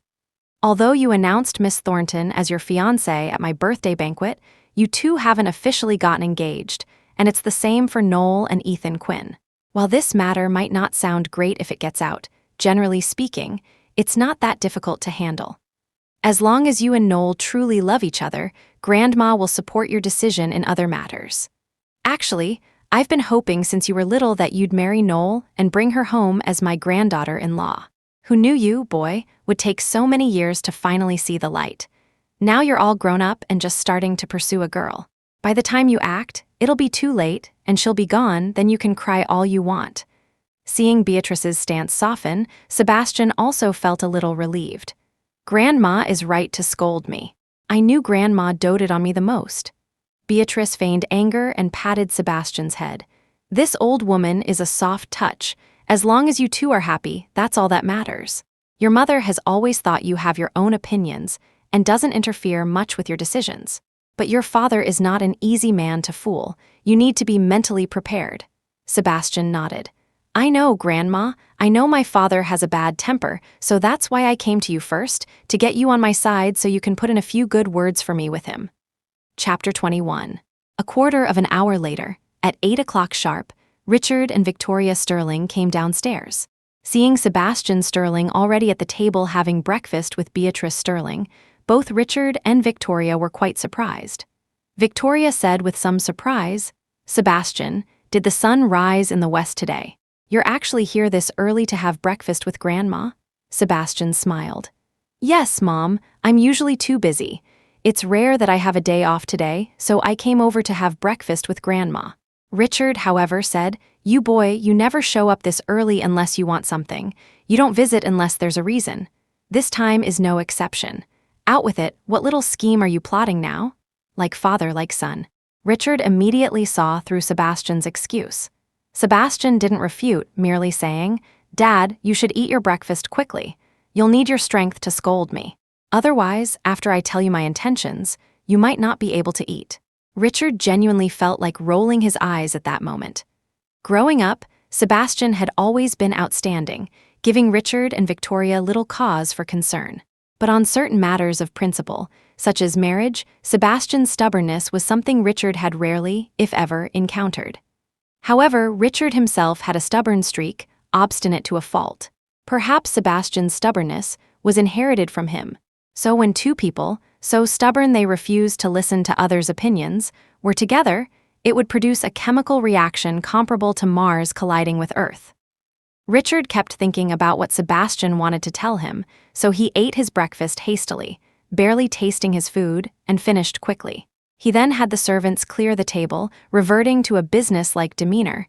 He tapped his knuckles on the dining table. "Speak, what trouble have you caused now?" Though they were at the dining table, Richard was as serious as if he were at a judge's bench. Seeing the atmosphere between father and son seemed somewhat tense, Victoria lost her appetite too. She waved her hand, and the servants cleared her dishes as well. Sebastian's tone was, however, normal. "I haven't caused any trouble. I just wanted to tell you that I don't want to proceed with the marriage alliance with the Thornton family." Hearing this, Richard frowned. "Is this a matter of whether you want to or not? The alliance with the Thornton family is currently the best option for you and Sterling Group. What more do you have to be picky about?" Sebastian had anticipated Richard's reaction, so he sighed. Dad, so you had me just to use me as a tool for marriage alliances and benefits. Am I just an indispensable tool in the Sterling Group's blueprint? Is that it? As for whether I like it or not, whether I'm happy or not, you don't care, do you? Perhaps Sebastian's rare show of vulnerability sounded somewhat pitiful, because Richard was, surprisingly, momentarily stunned. Sebastian couldn't help but think to himself that last night, under the influence of alcohol, he had played pitiful in front of Noel Ashworth, and afterwards, he found that tactic seemed quite effective. Therefore, he wanted to try it again today. Unexpectedly, it was surprisingly useful. Richard didn't immediately fly into a rage. If it had been before, he would have confronted Richard head-on. Indeed, everyone preferred a softer approach. Sebastian's 3 consecutive "is that it?" questions caught Richard off guard. Before Richard could speak, Victoria was already heartbroken. Sebastian, how could you think that? As parents, of course, we put your happiness first. How could you be a tool we use for the benefit of Sterling Group? The Thornton family was also chosen by your father and me after much deliberation. We also let you spend a lot of time with Miss Thornton beforehand. Only when we saw you weren't resistant did we decide to let you marry Miss Thornton. Sebastian, now that you don't want to marry Miss Thornton, is there some difficulty you're facing? Before Sebastian could reply to his mother, Richard spoke in a deep voice. You still like that Ashworth girl, don't you? Your interactions with Sophia Thornton were a deliberate act for her to see. A smart man like Richard immediately recalled that Sebastian's 180-degree turn in attitude towards Sophia had clearly occurred after that Ashworth girl returned from abroad. From this, it was clear that Sebastian wasn't particularly fond of Miss Thornton at all. It was entirely an act for Noel Ashworth to see, and Sebastian's current, unusually strong refusal of the Thornton alliance was precisely after Noel announced yesterday that she was going to marry Ethan Quinn. Richard couldn't help but snort coldly. No wonder he felt something was off with Sebastian during dinner yesterday, so he hadn't given up on Noel Ashworth.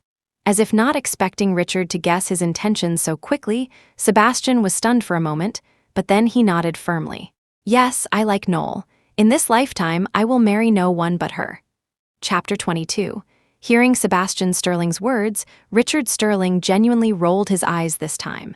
Richard said irritably, You want to marry her, but have you asked if she's willing to marry you? She just announced her marriage news a moment ago, and now you're saying you want to marry her. What were you doing before? Look at yourself. Compared to that Quinn boy, what competitive edge do you have? You're old, never been in a relationship, can't even say a nice word. Look how well Ethan Quinn behaved yesterday, well-spoken and polite, making a whole table of elders laugh. Then look at you, with a sour face all evening yesterday. Anyone who didn't know would think someone owed you millions. Tell me, when you liked her, you didn't know to act fast. Now that someone else is about to claim her, you finally get anxious. You really have some nerve. Nothing cuts deeper than a roast from your own father.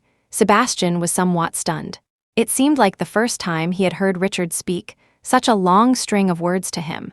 He had originally thought Richard would scoff at him, yell at him, but listening to this long speech, Richard's attitude didn't seem so harsh. Only belatedly did Sebastian realize he had been roasted by his own father. So he said quietly, Dad, have you forgotten?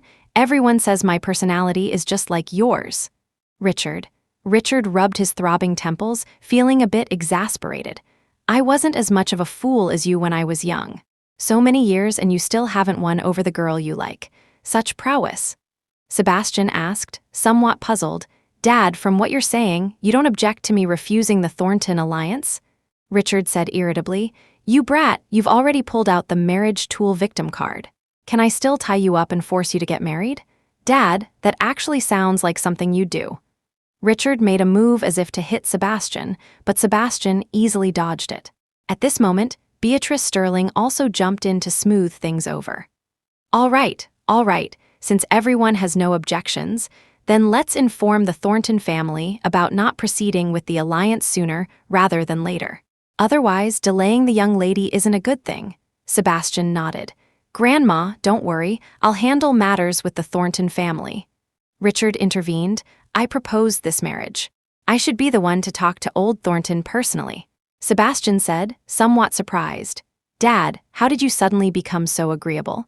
I was originally afraid you wouldn't agree, so I even prepared an analysis of the pros and cons of the Thornton alliance overnight.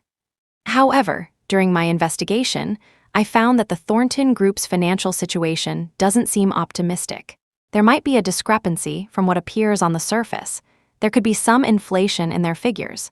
The Thornton Group was never as strong as our Sterling Group. If we really decide on the alliance, the two groups will be bound together, which is actually not conducive to the development of the Sterling Group." Richard glanced at Sebastian upon hearing this. "Are you questioning my previous decision, boy?"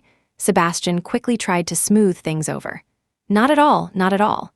How could Chairman Sterling, such a brilliant man, not see the flaws in the Thornton Group? Chairman Sterling, you must have been planning to play dumb to outsmart them, perhaps aiming to acquire the Thornton Group later, bringing it under the Sterling Group's umbrella. Brilliant, truly brilliant." Richard said nothing, just snorted coldly and went inside to call Mr. Thornton SR. Victoria Sterling, seeing Sebastian's delighted expression now that his wish was granted, couldn't help but pat Sebastian's head with relief and remarked, "Sebastian, seeing you finally have a girl you like, Mom is very happy for you. Null is a good girl, but your father is right. Null just told us yesterday that she decided to marry Ethan Quinn. Now you're saying you want to marry her. What are we going to do? Should Mom go talk to your Aunt Clara and have them break off the engagement with the Quinn family too? Our Ashworth and Sterling families have always been close friends. If we could add a layer of in-law relations, wouldn't that be strengthening an already strong bond?" Chapter 23. Sebastian Sterling patted his mother's hand reassuringly.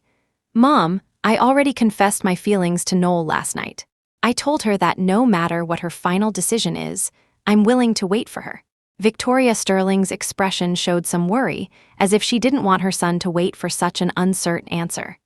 Sensing his mother's concern, Sebastian said, "Mom, don't worry, this is my own choice. I was too unfair to Null before. It's understandable if she rejects me. After all, I hurt her so badly in the past." Beatrice Sterling chimed in from the side, "Exactly. This boy brought this on himself. He should taste some bitterness, see if he dares to do it again in the future." Sebastian smiled and asked the most important question on his mind. "Mom, Grandma, now that you know I like Null, why aren't you scolding me?" Victoria asked, somewhat puzzled. "This is a good thing. Why would we scold you? Because, after all, Null calls me Uncle Seb, and I'm a full 9 years older than her. Now I'm saying I like her. Isn't that a bit inappropriate? What's wrong with that? Isn't your mom 5 or 6 years younger than your dad? Even that Miss Thornton is 4 or 5 years younger than you. What does love have to do with age difference? Liking someone is the only criterion. Just because Null calls you Uncle Seb, do you really think of yourself as her uncle? What a silly son." Victoria couldn't help but find it somewhat amusing. Only then did Sebastian belatedly realize that the reason he had suppressed his pain for so many years was actually not a big deal in the eyes of others. It turned out that all of this was just his self-deception, his self-pity. He had completely shackled himself, drawn a circle around himself, and cocooned himself in his own making. Beatrice Sterling also said mysteriously, "Exactly, just 9 years, what's the big deal? I recently heard that old Mr. Henderson, after his first wife passed away, remarried a woman a full 20 years younger than him." "Really?" Victoria showed an exaggerated expression, and then the mother-in-law and daughter-in-law started gossiping, no longer paying attention to Sebastian. Having resolved the most important matter, Sebastian didn't linger to be ignored. He went into the kitchen, asked the auntie preparing breakfast for a takeaway portion, selected some of Noel Ashworth's favorite dishes, and hurried back to his private residence. After arriving downstairs at Noel's house, he saw that one side of the curtains in Noel's second-floor room was already drawn. Guessing she had just woken up, he rang her doorbell. After only 3 rings, Noel opened the door, though she was currently covering her face tightly with her sleeve, her eyes hostile as she asked, "What do you want now?" Sebastian noticed that Noel's tone was no longer as cold as last night. Although tinged with anger, at least it carried some emotion. Sebastian raised the breakfast in his hand and offered it to Noel. "Breakfast I brought for you. Don't you love Mrs. Gable's soup dumplings the most?" Chapter 24. Noel Ashworth took it, said a thank you, and was about to close the door, but Sebastian Sterling stopped her. So she asked again, "What else do you want? You're not thinking of coming in to eat together, are you?" "You're not welcome." Sebastian smiled and shook his head. "Why are you covering your face? Are you having an allergic reaction?" Null glared at him. How dare this culprit speak? "I didn't sleep well last night, so I look ugly. I'm not wearing makeup. I don't want you to see." Sebastian had guessed the reason Null hadn't slept well. He smiled. "Sorry, it wasn't my intention to make you lose sleep. But it doesn't matter, I like you no matter how you look." Null said, somewhat awkwardly, "Do you have anything else?" Only then did Sebastian remember his original purpose. "Right, I came to tell you that I've already spoken with my parents. I will break off the engagement with the Thornton family." "Null, I will marry no one but you in this lifetime. No matter how long it takes, I'm willing to wait." Null hadn't expected Sebastian to be so efficient. Just last night, Sebastian had told her he would handle the Thornton family matters and leave the decision between them to her. Now, only a few hours had passed, she had barely even woken up, and Sebastian had already persuaded his family to break off the engagement with Sophia Thornton. This was a bit too fast. So fast that Null hadn't even sorted out her own thoughts. Sebastian's words continued, "Null, I still stand by what I said. I like you. I liked you before, I like you now, and I will always like you in the future. Starting from last night, I am no longer the timid, overly cautious Sebastian Sterling. Null, I don't want to be your Uncle Seb anymore. I want to be your boyfriend, your husband. From the beginning to the future, my feelings for you have never changed. Now I'm giving you the power to decide between us. If you're still willing to give me another chance, then I will treat you 1,000 times better, and I will never let go of your hand. If you insist on marrying Ethan Quinn," at this point, Sebastian's tone also grew heavy. "If you insist on marrying Ethan Quinn, I will respect your decision, and then I will retreat to the position of your Uncle Seb. But if one day you regret it, or if you're wronged, as long as you turn back, I will definitely be there. My arms will always be open for you." Null bit her lip, just about to speak, when the phone in her pajama pocket rang. Null took it out and saw 2 large words on the screen, Ethan Quinn. And Sebastian, standing in front of Null, had clearly seen the caller ID as well. Null glanced at Sebastian, hesitated for a moment, but then answered the call. "Hello, Ethan." "Null, good morning. About what time will you be heading out? I'll come pick you up." Null and Sebastian were standing very close, so Ethan's voice from the phone's earpiece clearly reached Sebastian's ears. Sebastian raised an eyebrow. Although he had just said he would respect Null's decision, hearing Ethan call Null so intimately, he couldn't help but clench his jaw. Null thought for a moment, then said, "I might need a little while. Can you come at 9:30? Sebastian didn't clearly hear what else was said on the other end. He only saw Null hang up after a few brief exchanges. Sebastian looked at Null and asked, "Null, are you planning to go out with Ethan Quinn?" Null nodded, as if a little surprised he hadn't left yet. Sebastian's heart sank a little. He said softly, "So, you've already made your decision, haven't you?" Chapter 25. Null Ashworth, instead of getting angry, laughed. "What decision am I making? I already made plans with Ethan Quinn yesterday to go watch his race and cheer him on today. Am I supposed to stand Ethan up just because of your ridiculous drama last night? Because of your inexplicable talk last night, I didn't sleep well all night, and you still have the nerve to ask me?" Null was genuinely angry now. When she looked in the mirror this morning, she was almost scared by her own appearance. Because she hadn't slept at all the previous night. Coupled with her pent-up frustration, just one sleepless night had made her complexion look terrible, her face weary, and her eye circles dark and bruised. Null had just applied an emergency facial mask, which made her look slightly better. Hearing Null's words, Sebastian Sterling was about to explain when Null slammed the door in his face with a bang. Looking at the closed door, Sebastian felt some regret. He shouldn't have spoken like that just now. To put it mildly, Ethan and Null were still in a relationship heading towards marriage. It was perfectly normal for them to have some interactions, even go out alone. Although he was jealous, he indeed had no standing to interfere in Null's private affairs. Asking like that just now was indeed a bit rash. Sebastian, knowing he was in the wrong, could only return home dejectedly and send Null an apology message. Seeing that the sent message didn't turn into a red exclamation mark, Sebastian secretly breathed a sigh of relief. Now that Null was still willing to see him and hadn't blocked his messages, It meant there was still a chance for things to turn around. At least he wasn't completely out of the picture, was he? Sebastian originally wanted to open his laptop to deal with some work matters, but after half a day, he couldn't focus on a single word in his emails. So Sebastian had to move his laptop to the third-floor terrace. The weather today was quite nice. The early spring sky was very clear, with a few gentle breezes. Sebastian's terrace happened to overlook Null's front door. Sebastian adjusted to a comfortable angle and began working on the terrace. After a long pretense of working, there was still no movement at Null's front door. Sebastian looked at his watch impatiently. It was still 15 minutes before the 9:30 meeting time Null and Ethan had agreed upon. 5 minutes later, the roar of a motorcycle engine sounded from a distance. Ethan Quinn, riding his signature blue motorcycle, drove up to Null's front door and stopped. Sebastian couldn't help but tap his finger on the tabletop, grumbling to himself, "Ethan doesn't live here. Why did the community security let him in? It seems this security work isn't up to par." If Sebastian knew that Ethan could enter unhindered because Null had informed security in advance, he would probably be even angrier. After parking his motorcycle, Ethan didn't rush to ring Null's doorbell. Instead, he took off his helmet, tidied his hair and appearance in the rearview mirror, then leaned against his massive motorcycle, silently waiting for Null. Sebastian wasn't pretending to work anymore.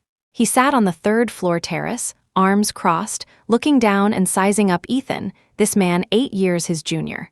The more he looked, the more dissatisfied Sebastian became. Was this Ethan Quinn really as good as Richard Sterling and Null said? Although Sebastian himself had praised this Quinn boy in front of Null. But times were different now. In the past, Sebastian didn't want to compete, but now Sebastian also had the desire for fair competition. Chapter 26. In terms of age, he definitely couldn't compare to Ethan Quinn. Ethan was 25 this year in his prime, but he had lived 8 years longer than Ethan, so his experience was much richer. Sebastian could only console himself this way. In terms of family background and financial resources, the Quinn family was not as prominent as the Sterling family, and Ethan also had an older brother. The Quinn family's businesses were taken over by Ethan's older brother, while Sebastian was the sole heir of the Sterling family, and Sebastian now held significant power within the Sterling group. However, Ethan was not interested in inheriting the family fortune. He loved motorcycles, so he opened a motorcycle club, formed a motorcycle team, became his own boss, and would occasionally participate in or organize some races. Today, Ethan was taking Null Ashworth to see the motorcycle qualifying race organized by their club. Currently, Ethan's club business was doing well, and with the Quinn family's backing, Ethan's club was already the largest motorcycle club in Bellwether City, making him quite successful in his career. But Ethan's club, compared to the Sterling group that Sebastian controlled, was still somewhat lacking. Sebastian initially thought he had gained an edge in his career, but on second thought, Ethan's career was something he was passionate about. Whereas Sebastian's passion, jewelry design, had been buried and relinquished by him when he was 22. As for taking over the Sterling Group's business, Sebastian felt he didn't dislike it, but he certainly couldn't say he liked it. So, in terms of career, Sebastian seemed to have lost again. However, the one thing Sebastian could be smug about was that Null had accomplished the dream he had abandoned, and she had done it very well. In terms of appearance, Ethan and Sebastian were completely different styles. Ethan was rebellious with a touch of passion, while Sebastian was mature with an air of indifference, but both were undeniably handsome men. As for their affection for Null, Sebastian felt that as an outsider, he couldn't judge Ethan's feelings for Null. But when it came to understanding Null, if Sebastian said he was second, no one would dare claim to be first. After all, Null had practically grown up under Sebastian's watch. Just then, Ethan finally took a step forward and rang Null's doorbell. Sebastian was jolted from his thoughts by the clear ring of the doorbell. He raised his hand to check his watch. The hands pointed exactly to 9:30. Null opened the door right on time, and Sebastian couldn't help but be drawn to her. Null had originally planned to wear a dress today, but considering Ethan was picking her up on a motorcycle, a dress would be somewhat inconvenient. So she changed from her usual sweet style, rummaged through her closet for her denim jacket and skinny jeans, preparing to match Ethan's cool vibe, even curling her hair into big waves with a curling iron. Sebastian noticed Null's careful grooming, and a sour feeling welled up inside him. He hadn't expected Null to change her style for Ethan, so Sebastian mentally deducted 2 more points from his chances of winning. Ethan's eyes also lit up at Null's attire. She spun around as if showing off and asked, "How is it? Cool, right?" Ethan smiled and nodded. "Cool. Null really looks good in anything." Null smiled and followed Ethan to his motorcycle. Ethan handed Null a brand new pink helmet and said, "Null, this is a special helmet I prepared just for you. It's the same model as mine, just a different color." Sebastian, who was about to lift his teacup, paused. This was bad. Null hated pink. Chapter 27. Null Ashworth had hated pink since she was little. It seemed everyone just assumed that girls should like pink, but Null, on the contrary, loved blue. She liked that color reminiscent of the deep sea, making one feel a sense of mystery and depth, carrying an innate healing quality. Seeing the pink helmet Ethan Quinn handed her, Null paused. But then she smiled and said, "Thank you," taking the helmet from Ethan's hand. Null put on the helmet to try it. Her head was on the smaller side, and many helmets felt a bit loose on her. But when she put this one on, she found it fit her head circumference perfectly. It was clearly a custom-made model. Ethan got on his motorcycle first, and then Null sat on the back seat. "Null, hold on tight," Ethan said, turning his head slightly before putting on his own helmet. Null didn't refuse.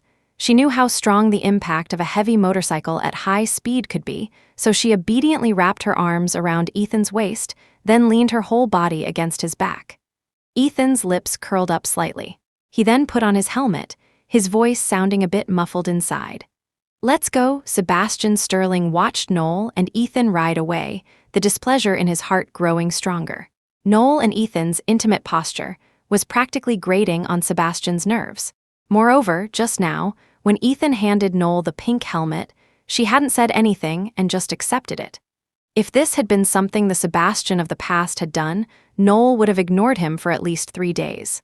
At this moment, Sebastian hadn't yet figured out that it was precisely because she cared enough that Null would get upset with him. Null wrapped her arms around Ethan's waist, closed her eyes, and felt the bike's speed surge. Although she hadn't experienced sitting on the back of a motorcycle much, she didn't feel scared. In fact, leaning against Ethan's back, Null even felt a little drowsy. Sure enough, a sleepless night had affected her energy. Null could feel that the body she was hugging was very strong.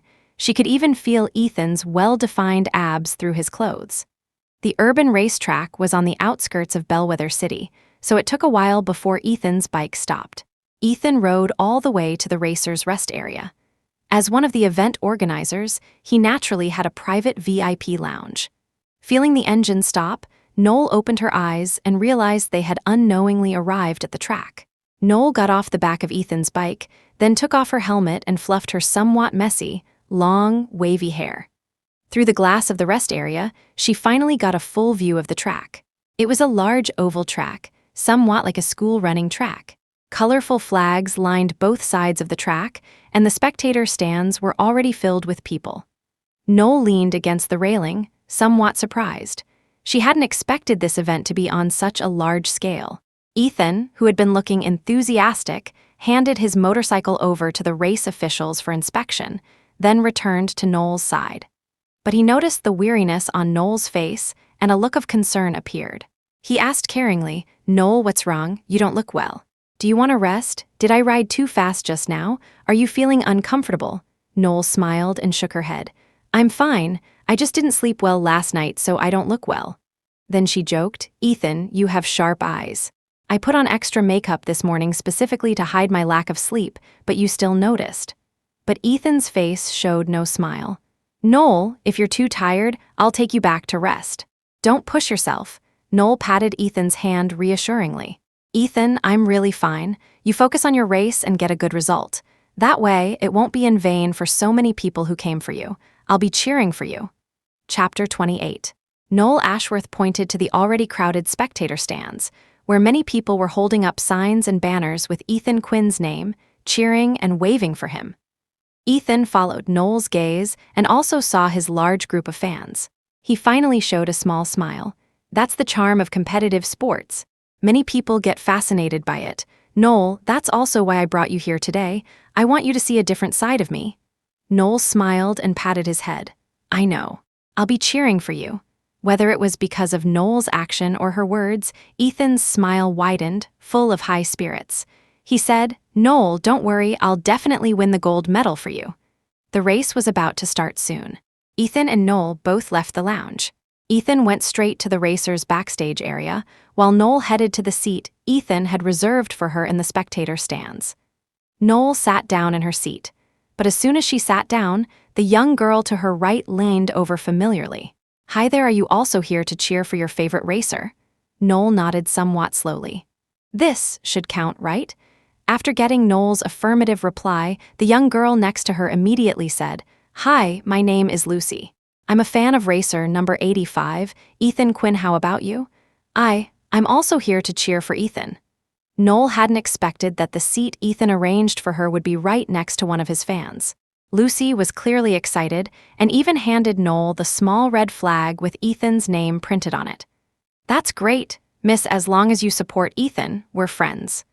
Null couldn't very well refuse Lucy's enthusiasm, so she accepted the small flag and waved it symbolically. Meanwhile, Ethan, who was at the starting line preparing for the race, also glanced towards Null, holding his helmet. Someone sharp-eyed noticed Ethan looking at a woman and immediately gossiped, Brother Ethan, is that your girlfriend? Ethan was taken aback by the question. He couldn't help but ask himself, is Null his girlfriend? Although they planned to get married, it was, after all, still just a verbal agreement. And Ethan always felt that he could never sense any chemistry from Null towards him beyond politeness.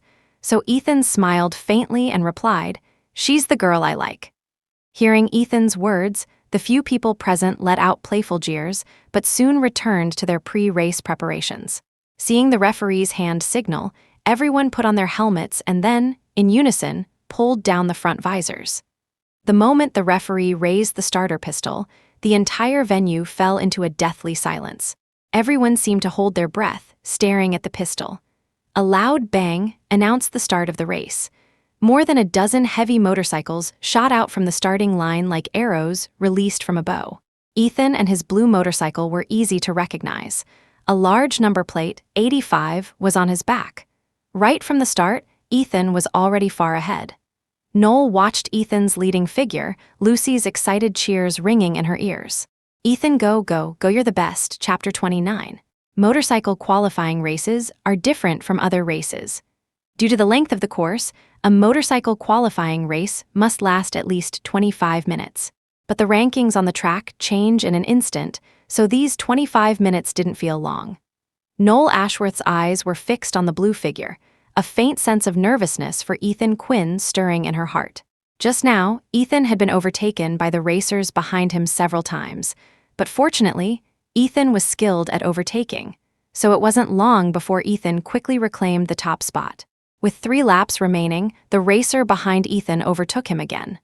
But this time, Ethan didn't yield, instead sticking closely half a bike length behind him in a tense pursuit. Null's heart was in her mouth for Ethan. Null naturally hoped Ethan would win this race. Ethan's love for motorcycles was evident to everyone, and his unrestrained demeanor on the track was indeed very charming. Null's ears were filled with excited cheers, most people shouting Ethan's name. It seemed Ethan's popularity in the racing circle was really high. The final lap, Ethan was still a third of a bike length behind the leader. Some excited spectators had already run to the railing of the stands, loudly cheering Ethan on. With only 50 meters left to the finish line, Ethan suddenly accelerated with all his might, overtook his opponent in one fell swoop, and crossed the finish line, successfully taking first place. He even cheekily stuck out a hand and flashed a V for victory sign as he crossed the line. After the race rankings were determined, all the spectators stood up excitedly, and the stands were filled with thunderous applause. Null was also somewhat infected by this atmosphere. The allure of the fast-paced life that Ethan loved at this moment, Null seemed to understand it a little. Actually, Null didn't usually like such passionate things because her personality was inherently rather reserved. Plus, her study of jewelry design required a lot of time to calm down, meticulously carve, and carefully appreciate. So Null had always been a quiet person, and she also enjoyed this quietness. In the past 24 years, perhaps everything related to Sebastian Sterling had carried all of Null's more volatile emotions. Ethan's personality was the exact opposite of Null's. He was lively and cheerful, knew how to say nice things to please elders, and also liked extreme sports like this. Null and Ethan, one cool, the other fiery, one from the North Pole, the other from the equator. They could be said to be complete opposites in personality, yet also perfectly complementary. Null had to admit that a man as unrestrained and flamboyant as Ethan was extremely charming. Otherwise, more than half the audience wouldn't be cheering for him. While Null was lost in thought, the award ceremony was already being prepared. As the celebratory music played, the top 3 racers of this motorcycle qualifying race stood on the podium one by one. Ethan bent down, and after the award presenter put the gold medal around his neck, Ethan gave him a big hug. Then Ethan took the bouquet from the ceremony attendant, held up his gold medal, and waved it at the audience. The audience responded with a wave of cheers, but only Ethan himself knew that this medal was actually waved for one person, the girl he had liked for 15 long years. After a brief post-race interview, Ethan declined all celebration invitations and ran back to his VIP lounge. No one knew how happy he was at this moment.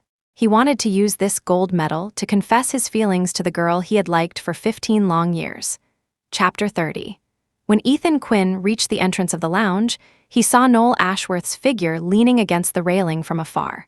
Noel had evidently also heard Ethan running over, so she turned her head, saw Ethan's running figure, smiled, and said, "What are you running for, in such a hurry?" Ethan suddenly felt a little nervous. He handed the bouquet of flowers in his arms to Noel and said, "Noel, these flowers are for you." Noel was somewhat surprised but still accepted them. Then Ethan took the gold medal from his neck and hung it around Noel's. Noel felt flattered and overwhelmed. She tried to refuse. "This isn't right. This is your gold medal. How can you give it to me? I can't accept such a valuable gift." But Ethan held her hand and said, "Noel, there's no yours or mine between us. I won this gold medal for you. This is the first time you've come to see my race, and I'm very happy, so you must accept this gold medal." With Ethan's words put so strongly, Noel found it hard to refuse, so she felt it was more polite to accept. When Ethan's gold medal was hung around Noel's neck, Noel felt the heavy weight of the medal for the first time, but at the same time, she also felt a heavy weight on her heart. The man in front of her expressed everything in a way that showed he liked her too much. Noel felt she was unworthy of it. As for Ethan, Noel liked him, but Noel also knew very clearly that her liking for Ethan was definitely not out of romantic love. At the same time, Noel also knew very clearly that since she couldn't reciprocate Ethan's feelings, she could only clarify things with him as soon as possible. Just as Noel was thinking about how to explain clearly, Ethan in front of her took a few deep breaths and said, "Noel, I like you." Actually, Ethan had made similar confessions to Noel countless times before, but this time, Noel felt he had something else he wanted to say. Ethan took a few deep breaths, his expression uncharacteristically flustered and serious. He said, "Noel, I've liked you for 15 full years." Hearing Ethan's words, Noel was also somewhat shocked. 15 years? Did that mean Ethan had liked her since elementary school? Even Noel had only liked Sebastian Sterling for 10 years. Wasn't Ethan's affection for her a bit too early?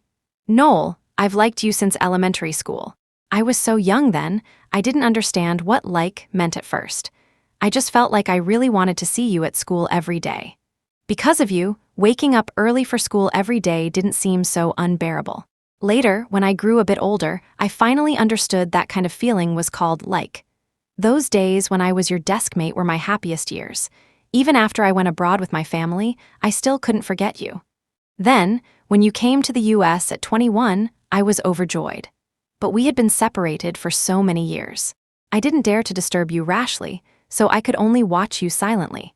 During your 3 years of advanced study in the US, I went to see every design competition you participated in, just because I wanted to see you. The first necklace you designed after graduation was donated to the school's charity auction and sold for $12,000. I was the one who bought that necklace, because I thought that as the donor, you would personally give the item to me. so I could openly reconnect with you. But you were so busy with your studies that you didn't even attend that charity auction, so we missed each other again. Later, I learned from my parents that Uncle and Aunt Ashworth were looking for a suitable marriage partner for you. So I asked my parents to volunteer me as your marriage prospect. Null, do you know how happy I was when your parents agreed for us to meet first? I thought I finally had a chance to reunite with you, and we might even be in an arranged marriage. But it wasn't until I returned to the country that I discovered you already had someone you liked. Chapter 31. Ethan Quinn's words made Null Ashworth's heart ache a little. She too had hopelessly pursued Sebastian Sterling for over a decade, so how could she not understand Ethan's current feelings? Null originally wanted to say something, but Ethan's words continued. Null, not long after you returned to the country, I followed you back. It's just that I was busy with the club's relocation and couldn't find you sooner to catch up. When we met again, it was already at that amusement park visit.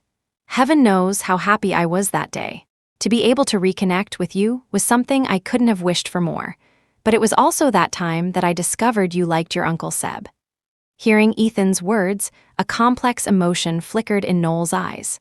At first, when I saw Sebastian Sterling with another woman, I was somewhat relieved. Although I had heard about things between you two, I thought that since he also had his own partner, his presence shouldn't pose much of a threat to me. But afterwards, I found that, although you were walking beside me the whole time, your eyes were always on Sebastian. Anyone with eyes could see how much you cared about him. Not only did I know, but even Sophia Thornton knew. That's why she was so wary of you, even not giving you two any chance to be alone together in the amusement park. But even so, your emotions were still so easily influenced by Sebastian. Null, actually, when you saw Sophia kiss Sebastian, I was standing right behind you. When you were upset by their intimacy, in fact, watching you, my mood wasn't much better. Actually, none of us were really happy playing at the amusement park that day. I originally thought that if you really liked your Uncle Seb that much, I would willingly give you up to him, because he is indeed a very outstanding man. But I never expected that he would reject the girl I cherished without a second thought. So I secretly made up my mind. Since he treated you so poorly, I would have to go to your side without hesitation. It doesn't matter if you don't like me, I have plenty of time to wait for you. I just hope you can be happy. After all, for me, I've already waited for so many years. Waiting is what I fear least. That day you called me and said you had considered it, you don't know how nervous I was. I felt like in my entire 25 years, I had never experienced such a desperate desire to hear an affirmative answer. When you said you were willing to give us a try, I was ecstatic. That feeling was much happier than winning any major racing award. Actually, I know in my heart that the reason you chose to agree to my request was probably not because you liked me. To put it bluntly, I might just be your second best option, but I don't care about any of that. Being able to try with you is already a luxury I dared not even dream of. As long as there's even a tiny chance to be with you, I'm willing to pour everything into that slim hope. So Null, for the rest of our lives, I will definitely love you with all my heart and make you happy. Hearing Ethan's heartfelt confession, Null couldn't help but shed tears. Seeing Null's tears fall, Ethan couldn't help but feel distressed. Null, don't cry. Null wiped her tears and choked out, Ethan, I'm sorry. Chapter 32. Ethan Quinn was somewhat bewildered by Null Ashworth's sudden apology. He asked in return, Null, why are you apologizing to me? Null lifted her head, her tear-filled eyes looking at Ethan. Ethan, I understand your feelings, but I can't give you the response you want, so I can only apologize. Null, liking you is something I do willingly. I don't need your apology. Ethan sounded flustered upon hearing Null's words. Ethan, to be honest, I like you very much, but this liking is only because I see you as a good friend. I've thought a lot these past 2 days, and I think I might not be able to reciprocate your feelings at all. I also can't deceive myself and continue to be with you. Understanding Null's intention, Ethan looked somewhat lost. Null, what do you mean by this? Ethan, I'm not sure I can fall in love with you. For me to be with you like this is unfair to you, so let's just call off our engagement. I can't hold you back. After voicing her inner thoughts, Null felt a sense of relief. Yes, how could she hold Ethan back? He was so outstanding, with countless young women flocking to him. Ethan shouldn't stop for her. Ethan's tone suddenly became agitated. He gripped Noel's shoulders and said, "But I don't care, Noel. As long as I can be with you, I don't care at all whether you like me or not." Noel shook her head and pushed Ethan's hands away. "Ethan, calm down. You want to be with me, but you don't care if I like you. Is that really what you want? If I never like you for my whole life, are you really going to spend a lifetime with someone who doesn't like you? What's the point of that? Ethan, you're too fixated on this relationship. Because you've never had it, you're willing to do anything to get it. A proper relationship shouldn't be like this. Have you ever thought that the me you like is just the glamorous me you imagine? In reality, we're not compatible at all. You like excitement, extreme sports, and being with groups of friends, while I'm different. I like quiet, enjoy solitude, and I care about the richness of my inner world. We are complete opposites, like two different poles. If we were to be together, one of us would have to make significant sacrifices for the other, but that's not the kind of relationship I want. I don't want anyone to become unlike themselves because of a relationship. Ethan, can you understand what I'm saying? Actually, I'm a very, very ordinary person. I don't consider myself to have grand ambitions or dazzling qualities. I'm not worth you being so persistent for so many years. Ethan, we've been separated for too many years. The current me can no longer overlap with the me in your memory. I don't deserve your affection. You are very good, but we are really not suitable. For both our sakes, I shouldn't delay you any longer. So, let's call off our engagement. I will explain to both sets of elders that I am the one who let you down." Noel had spoken so clearly, how could Ethan not understand? He lifted his head, youthful, proud tears streaming down his face, filled with too many emotions but mostly unwillingness. Ethan ultimately said nothing. He took a few steps back, walked to the railing, leaned on it with both hands and lowered his head, crying silently. Seeing this, Noel also knew Ethan's answer. He had decided to let her go. Noel silently placed the flowers and the gold medal from her neck on a nearby table, then she prepared to leave quietly. But just as Noel passed behind Ethan, Ethan said, "Noel, wait." Chapter 33. Ethan Quinn's voice was terribly hoarse, startling Noel Ashworth. But hearing Ethan's words, Noel obediently stopped. Ethan turned around. He had stopped crying by now, but his eyes were still red. He looked at Noel and asked, "Noel, I respect your decision. Can we hug one last time?" Ethan's words surprised Noel, but she still took 2 steps forward, proactively hugged Ethan, and patted his back, saying, "Congratulations on winning the championship." A brief touch, and Ethan quickly released her. He even had the heart to mock himself at this moment. "What am I? Unlucky in love, lucky on the track, is that it?" Noel also smiled. She said, "In that case, let me treat you to dinner as a celebration for your victory today." Ethan seemed genuinely relieved. He nodded, "Then I'll gladly accept." During dinner, Ethan asked about Noel and Sebastian Sterling's recent situation. Noel didn't hide anything this time. "He confessed to me last night." Ethan's hand, holding his fork, paused. He said, "No wonder you didn't sleep well last night. So there was a reason. I think Sebastian probably realized his feelings after learning you were going to marry me, and that's why he decided to risk it all and confess." Noel nodded absently, looking conflicted. As an outsider, Ethan naturally saw things most clearly. He said, "Noel, actually, you still can't let go of him, right? Otherwise, you wouldn't have been so troubled by his confession all night. You rejected my confession today precisely because you realized you couldn't let go of him, didn't you?" Hearing Ethan's words, Noel nervously poked at the steak in front of her, as if her thoughts had been guessed. Seeing Noel like this, Ethan also understood most of it. As the saying goes, if you're going to do a good deed, do it thoroughly. Although Ethan's own crush had ended in failure as a friend, he still decided to chivalrously help Noel sort out her troubles. "Noel, just tell me, did you clearly reject his confession last night? Or rather, when you heard Sebastian confess to you last night, did your heart skip a beat?" Noel thought for a moment and said, I said I wouldn't wait for him anymore." Ethan, however, was unconcerned. "Noel, if your heart was truly unmoved, why would you have insomnia for a whole night? I guess Sebastian must have told you about his difficulties over the years, right? Did he tell you that he actually liked you all these years too, but he just couldn't get over his own mental hurdles, so he had to cruelly reject you?" Noel asked with some surprise, "How did you know what he said?" Ethan looked somewhat smug. "I guessed. Sebastian's demeanor doesn't look like he has no feelings for you, so it must be some unspeakable difficulty. But these difficulties, when faced with the prospect of losing someone, seem insignificant. Null bit her lip. Yes, he came to tell me early this morning that he has already broken off the engagement with the Thornton family. Hearing this, Ethan also showed a surprised expression. I didn't expect Sebastian's efficiency to be so high.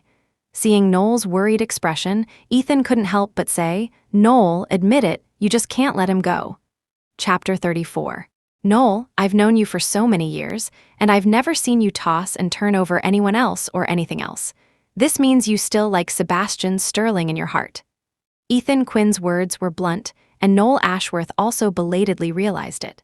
Indeed, for so many years, Sebastian was still the only man who could make her heart ache with longing. After all, it was 10 years of affection. How could she just let it go?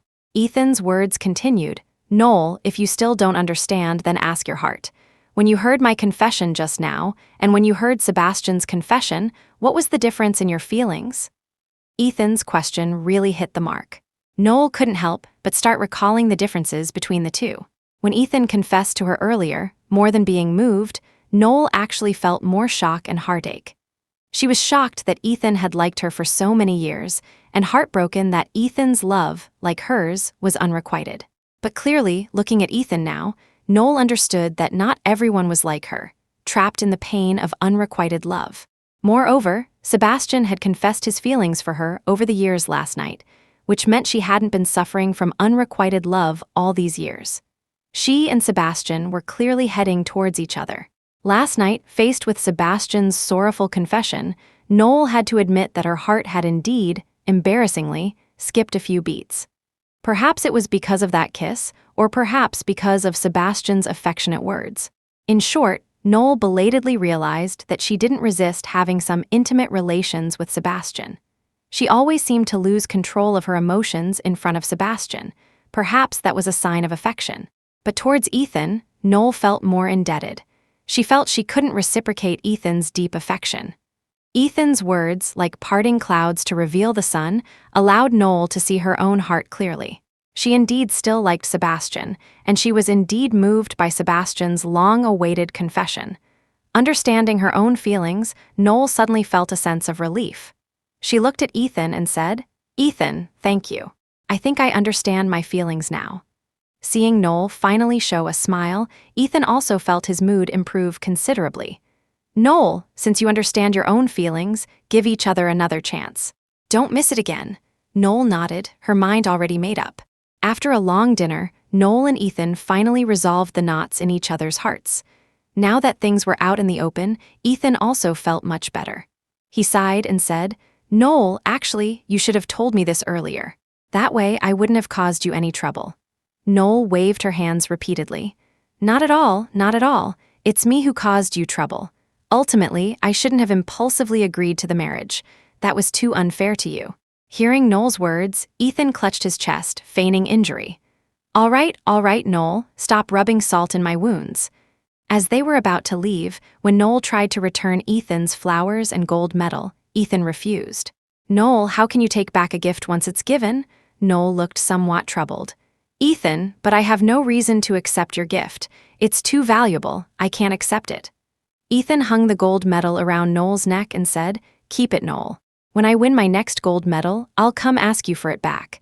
I have to leave something with you so you won't forget me. Noel smiled, as if making a solemn promise. I won't forget you, I promise. Chapter 35.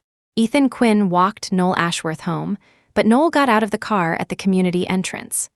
Noel watched Ethan's car lights gradually fade into the dark street before she slowly walked into the community, holding the flowers. She seemed to be thinking about something, her steps extremely slow. Meanwhile, on the other end, Sebastian Sterling was as antsy as could be. Sebastian had lost count of how many times he had checked the time tonight. It was already past 9 o'clock, but there was still no sound of a motorcycle engine from the direction of the community entrance. It was so late, and Noel wasn't back yet. Could she be planning to spend the night out with Ethan? The more Sebastian thought about it, the more agitated he became. But he currently had no standing to call and inquire about Noel's whereabouts. Sebastian couldn't help but pace back and forth on the terrace, his eyes fixed on the direction of the community gate. She had been out since 9 in the morning and still wasn't back by 9 at night. What on earth had she been doing? Sebastian couldn't figure it out. Even if it was to watch a race, it should have been over by now after so long. Surely, watching a race wouldn't take until 9 at night. Sebastian paced back and forth, his mind racing, trying to think of an excuse to call Null. Just as Sebastian was at a loss, a figure slowly approached under a streetlight in the distance. Sebastian, who had been pacing, immediately stopped when he saw the familiar figure under the streetlight. He walked to the edge of the terrace, leaned on the railing, and looked intently. Sure enough, it was the late-coming Null. Seeing Null looking somewhat dispirited, Sebastian could no longer hold back. He hurried downstairs, wearing slippers, and ran out towards Null. Null was initially looking down, holding the flowers, walking slowly. But when she caught someone running towards her out of the corner of her eye, Null still looked up alertly. Upon recognizing Sebastian, Null lowered her head again. Sebastian jogged theatrically all the way to Null's side and struck up a conversation. "Null, what a coincidence, I just came out for a night run and happened to bump into you here." Null glanced at Sebastian's slippers and mercilessly exposed his lie. "You go night running in slippers. Quite the interesting hobby." His lie exposed, Sebastian didn't feel awkward at all. Ever since recognizing his own feelings, it was as if some internal dam had broken. Even his skin had thickened. Under the banner of "a persistent suitor wins the resolute girl," he was determined to pester Null relentlessly until the deal was sealed.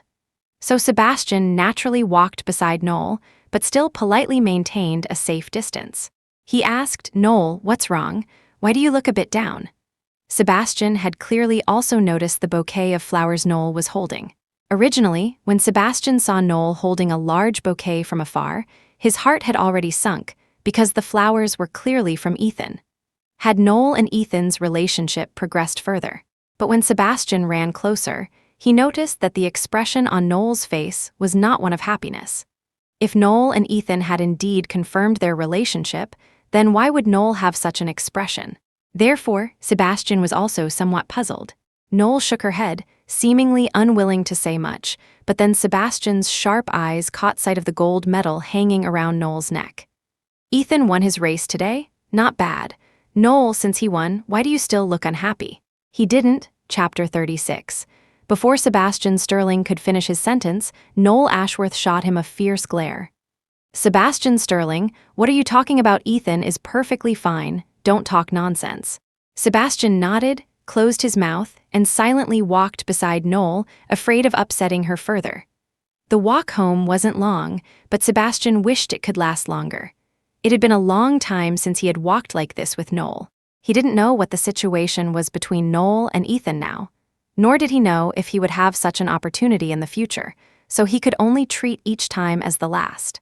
Null and Sebastian walked in silence all the way to her doorstep. Just as Sebastian thought Null was about to open her own door, Null suddenly turned around, grabbed his sleeve, and said in a muffled voice, "Let me lean on your shoulder for a bit." After saying that, without waiting for Sebastian's agreement, Null rested her head on Sebastian's chest. Like a ship that had finally found a harbor after a long voyage, Null could no longer hold back and began to sob quietly. Feeling Null's tears, Sebastian was also somewhat at a loss. Null's crying pained his heart, but he also understood that all he could do now was not ask anything. So Sebastian gently hugged Null, patting her back lightly, and comforted her. "Null, my shoulder will always have a place for you." A damp patch quickly spread on Sebastian's chest. Null sobbed uncontrollably, and Sebastian's heart ached terribly. In Sebastian's memory, Null rarely cried. Even when he rejected her confession back then, the young woman's eyes had only reddened, proudly refusing to let tears fall. But now, what on earth had happened to make Null cry so sadly? Could it be Ethan had bullied her? At the thought of this possibility, Sebastian's fists clenched. The girl he himself couldn't bear to hurt, could Ethan really be so cruel?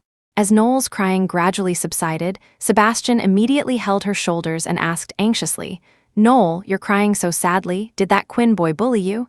Tell me what happened. I'll definitely get justice for you."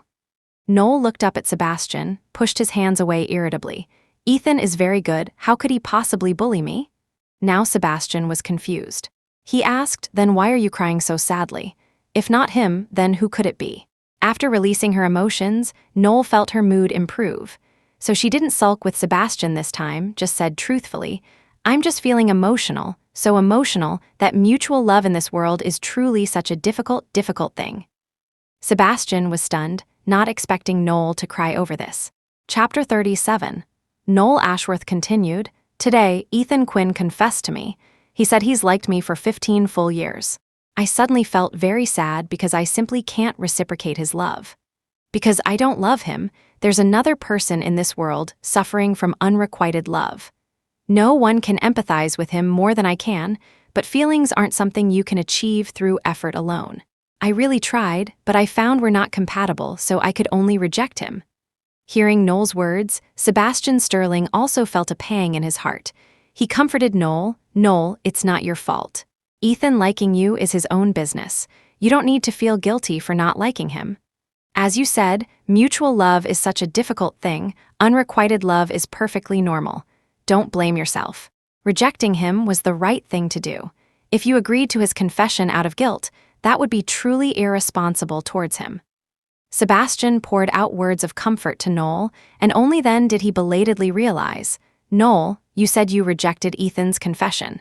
Null nodded, somewhat exasperated by Sebastian's slow uptake, but Sebastian could no longer remain calm. "How could that be? Didn't you two announce you were getting married? Why did you reject his confession today?" Null crossed her arms and said, "Sebastian Sterling, why do you seem so disappointed that I rejected Ethan's confession? In that case, maybe I should reconsider." Sebastian quickly said, "How could that be possible? I'm overjoyed that you rejected Ethan's confession, Null. If you rejected Ethan's confession, does that mean your talk about marrying Ethan is also off the table?" At this point, Sebastian's eyes sparkled with anticipation. He looked at Null, waiting for her answer. A mischievous glint flashed in Null's eyes. She deliberately drew out her words, "Logically speaking, that should be the case. But I haven't told my parents yet." Before Null could finish, Sebastian excitedly picked her up and spun her around several times. The sudden lift scared Null, and she let out a few yelps. "Sebastian Sterling, what are you doing? Put me down." Sebastian reluctantly put Null down, but didn't release her from his embrace. He buried his head in the crook of Null's neck and murmured, "Null, thank you. Thank you for being willing to give me another chance." Hearing Sebastian so bluntly expose her thoughts, Null suddenly felt a little embarrassed. She pushed Sebastian away haughtily, but couldn't move him. "Sebastian Sterling, don't push your luck. I only said I rejected Ethan's confession. I never said I was giving you another chance." But Sebastian couldn't care less. "I don't care. Null, since you rejected Ethan, it means you're currently single. Since you're single, then of course I have the right to pursue you, so I still have to thank you for giving me a chance. Null, don't worry. This time I will firmly grasp this opportunity. I won't let you down again." Chapter 38. Null Ashworth subtly curved her lips, but she quickly put on a serious expression again. "Sebastian Sterling, whatever your reasons were for what you did before, I haven't forgiven you yet. Don't think a few nice words can fool me." Only then did Sebastian release Null and said seriously, "Null, I'm sorry. For every single thing in the past, I was wrong." Null crossed her arms, her face stern. "Then tell me, where exactly were you wrong?" If this question were asked to someone else, it might be a headache, but for Sebastian, it was no problem at all. Because Sebastian knew very well what he had done wrong. A man like him, who always weighed the pros and cons, could even create a PowerPoint presentation listing his mistakes, why he made them, and the negative consequences. So Sebastian thought for a moment and immediately began to list them one by one. "Null, I know, you're most upset about Sophia Thornton kissing me that day and me not pushing her away, right? Actually, that's not it. I didn't push her away because I knew you were there. I was deliberately putting on an act for you to see because I wanted you to give up on me. But after you left, I immediately pushed her away, I swear." Null snorted coldly, not saying whether she believed him or not. However, Ethan Quinn had actually told her about this earlier. Ethan had said that after she left, Sebastian immediately pushed Sophia away, clearly just putting on an act for her. It turned out Ethan had guessed correctly. But even so, Null still felt a little uncomfortable. After all, Sebastian had pushed her away without a second thought back then. Seeing Null remain silent, Sebastian also grew nervous. "Null, I'm sorry. 3 years ago, when I pushed you away, it wasn't actually my intention. It's just that when I'm facing you, my willpower has always been weak. I was just afraid I wouldn't be able to hide my feelings." Null hadn't expected Sebastian to be like a mind reader, guessing her thoughts so accurately. So she could only purse her lips and say, "All right then, we'll let this one slide. But your mistakes are far more than just this one." Sebastian, knowing he was at fault, could only explain them to Null one by one. "Null, Sophia was introduced to me by my father. Before you came back, I never paid her any attention. After you returned, everything I did with her was an act for you. Speaking of which, I was a jerk for using Sophia's feelings for me. I will apologize to her later. As for that piece of jade, I haven't forgotten it either. That jade was what you gave me when you confessed to me 3 years ago. The pattern on it was carved by you, it's both our names.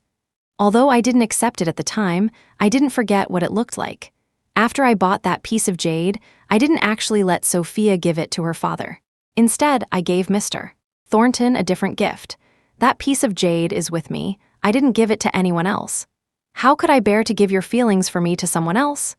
Saying this, Sebastian frantically searched for something and finally found the piece of jade in his jacket pocket. Chapter 39. The piece of jade was crystal clear under the moonlight, its color perfectly lustrous. It was evident that someone had frequently caressed it recently for it to exhibit such a beautiful hue. Seeing this jade again, Null Ashworth felt a strange emotion. She could still recall her state of mind when she was carving this piece. Sebastian Sterling's words continued. "As for my dream of being a jewelry designer, I haven't forgotten it for a moment. Null, thank you for helping me realize my dream. You've done even better than I did back then. You're truly, truly amazing." The words Sebastian was saying now were the very words Null had longed to hear from him all these years. Now that these long-awaited words echoed in her ears, Null couldn't hold back her tears. Sebastian's heart ached seeing her cry. He cupped Null's face, wiped away her tears, and said softly, "Null, don't cry. For these past 10 years, I'm the one who has wronged you. I've been deceiving you and deceiving myself. I actually fell for you a long time ago. It was I who was too timid, too cowardly, and that's why we missed so many years. Null, you're right. Mutual love is already such a difficult thing, yet I still chose to run away. I'm truly a sinner."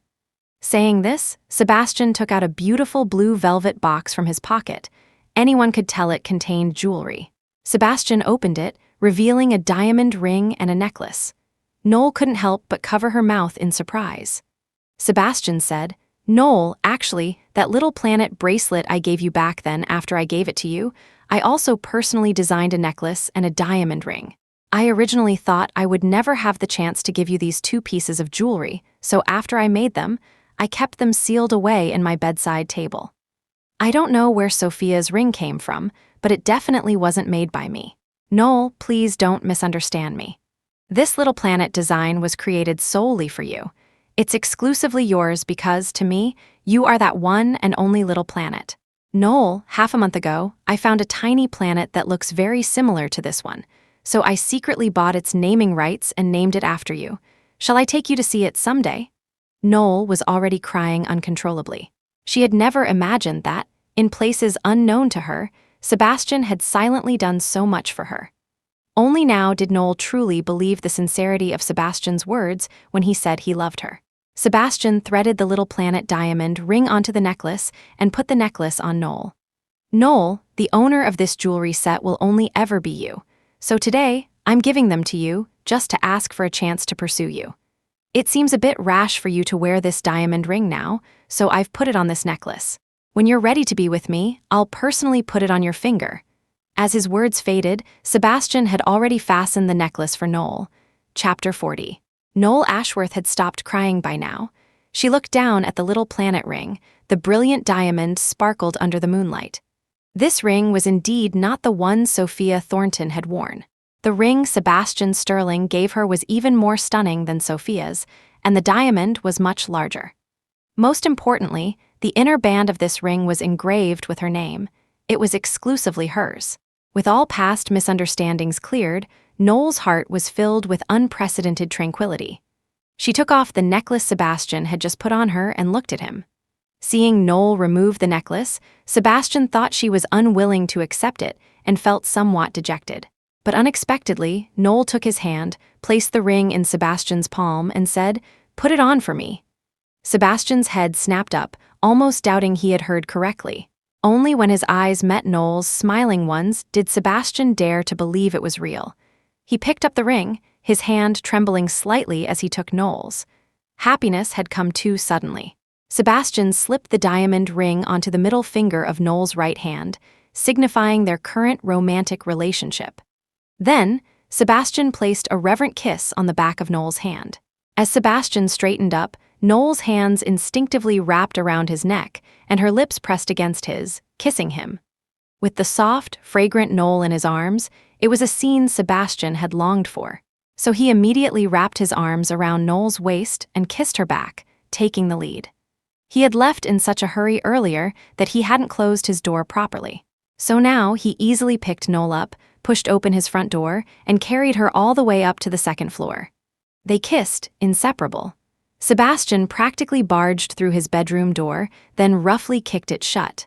As they fell onto the bed, Sebastian even shielded Null's head, afraid she would get hurt. In the heat of passion, everything happened so naturally, and so began a night of passion.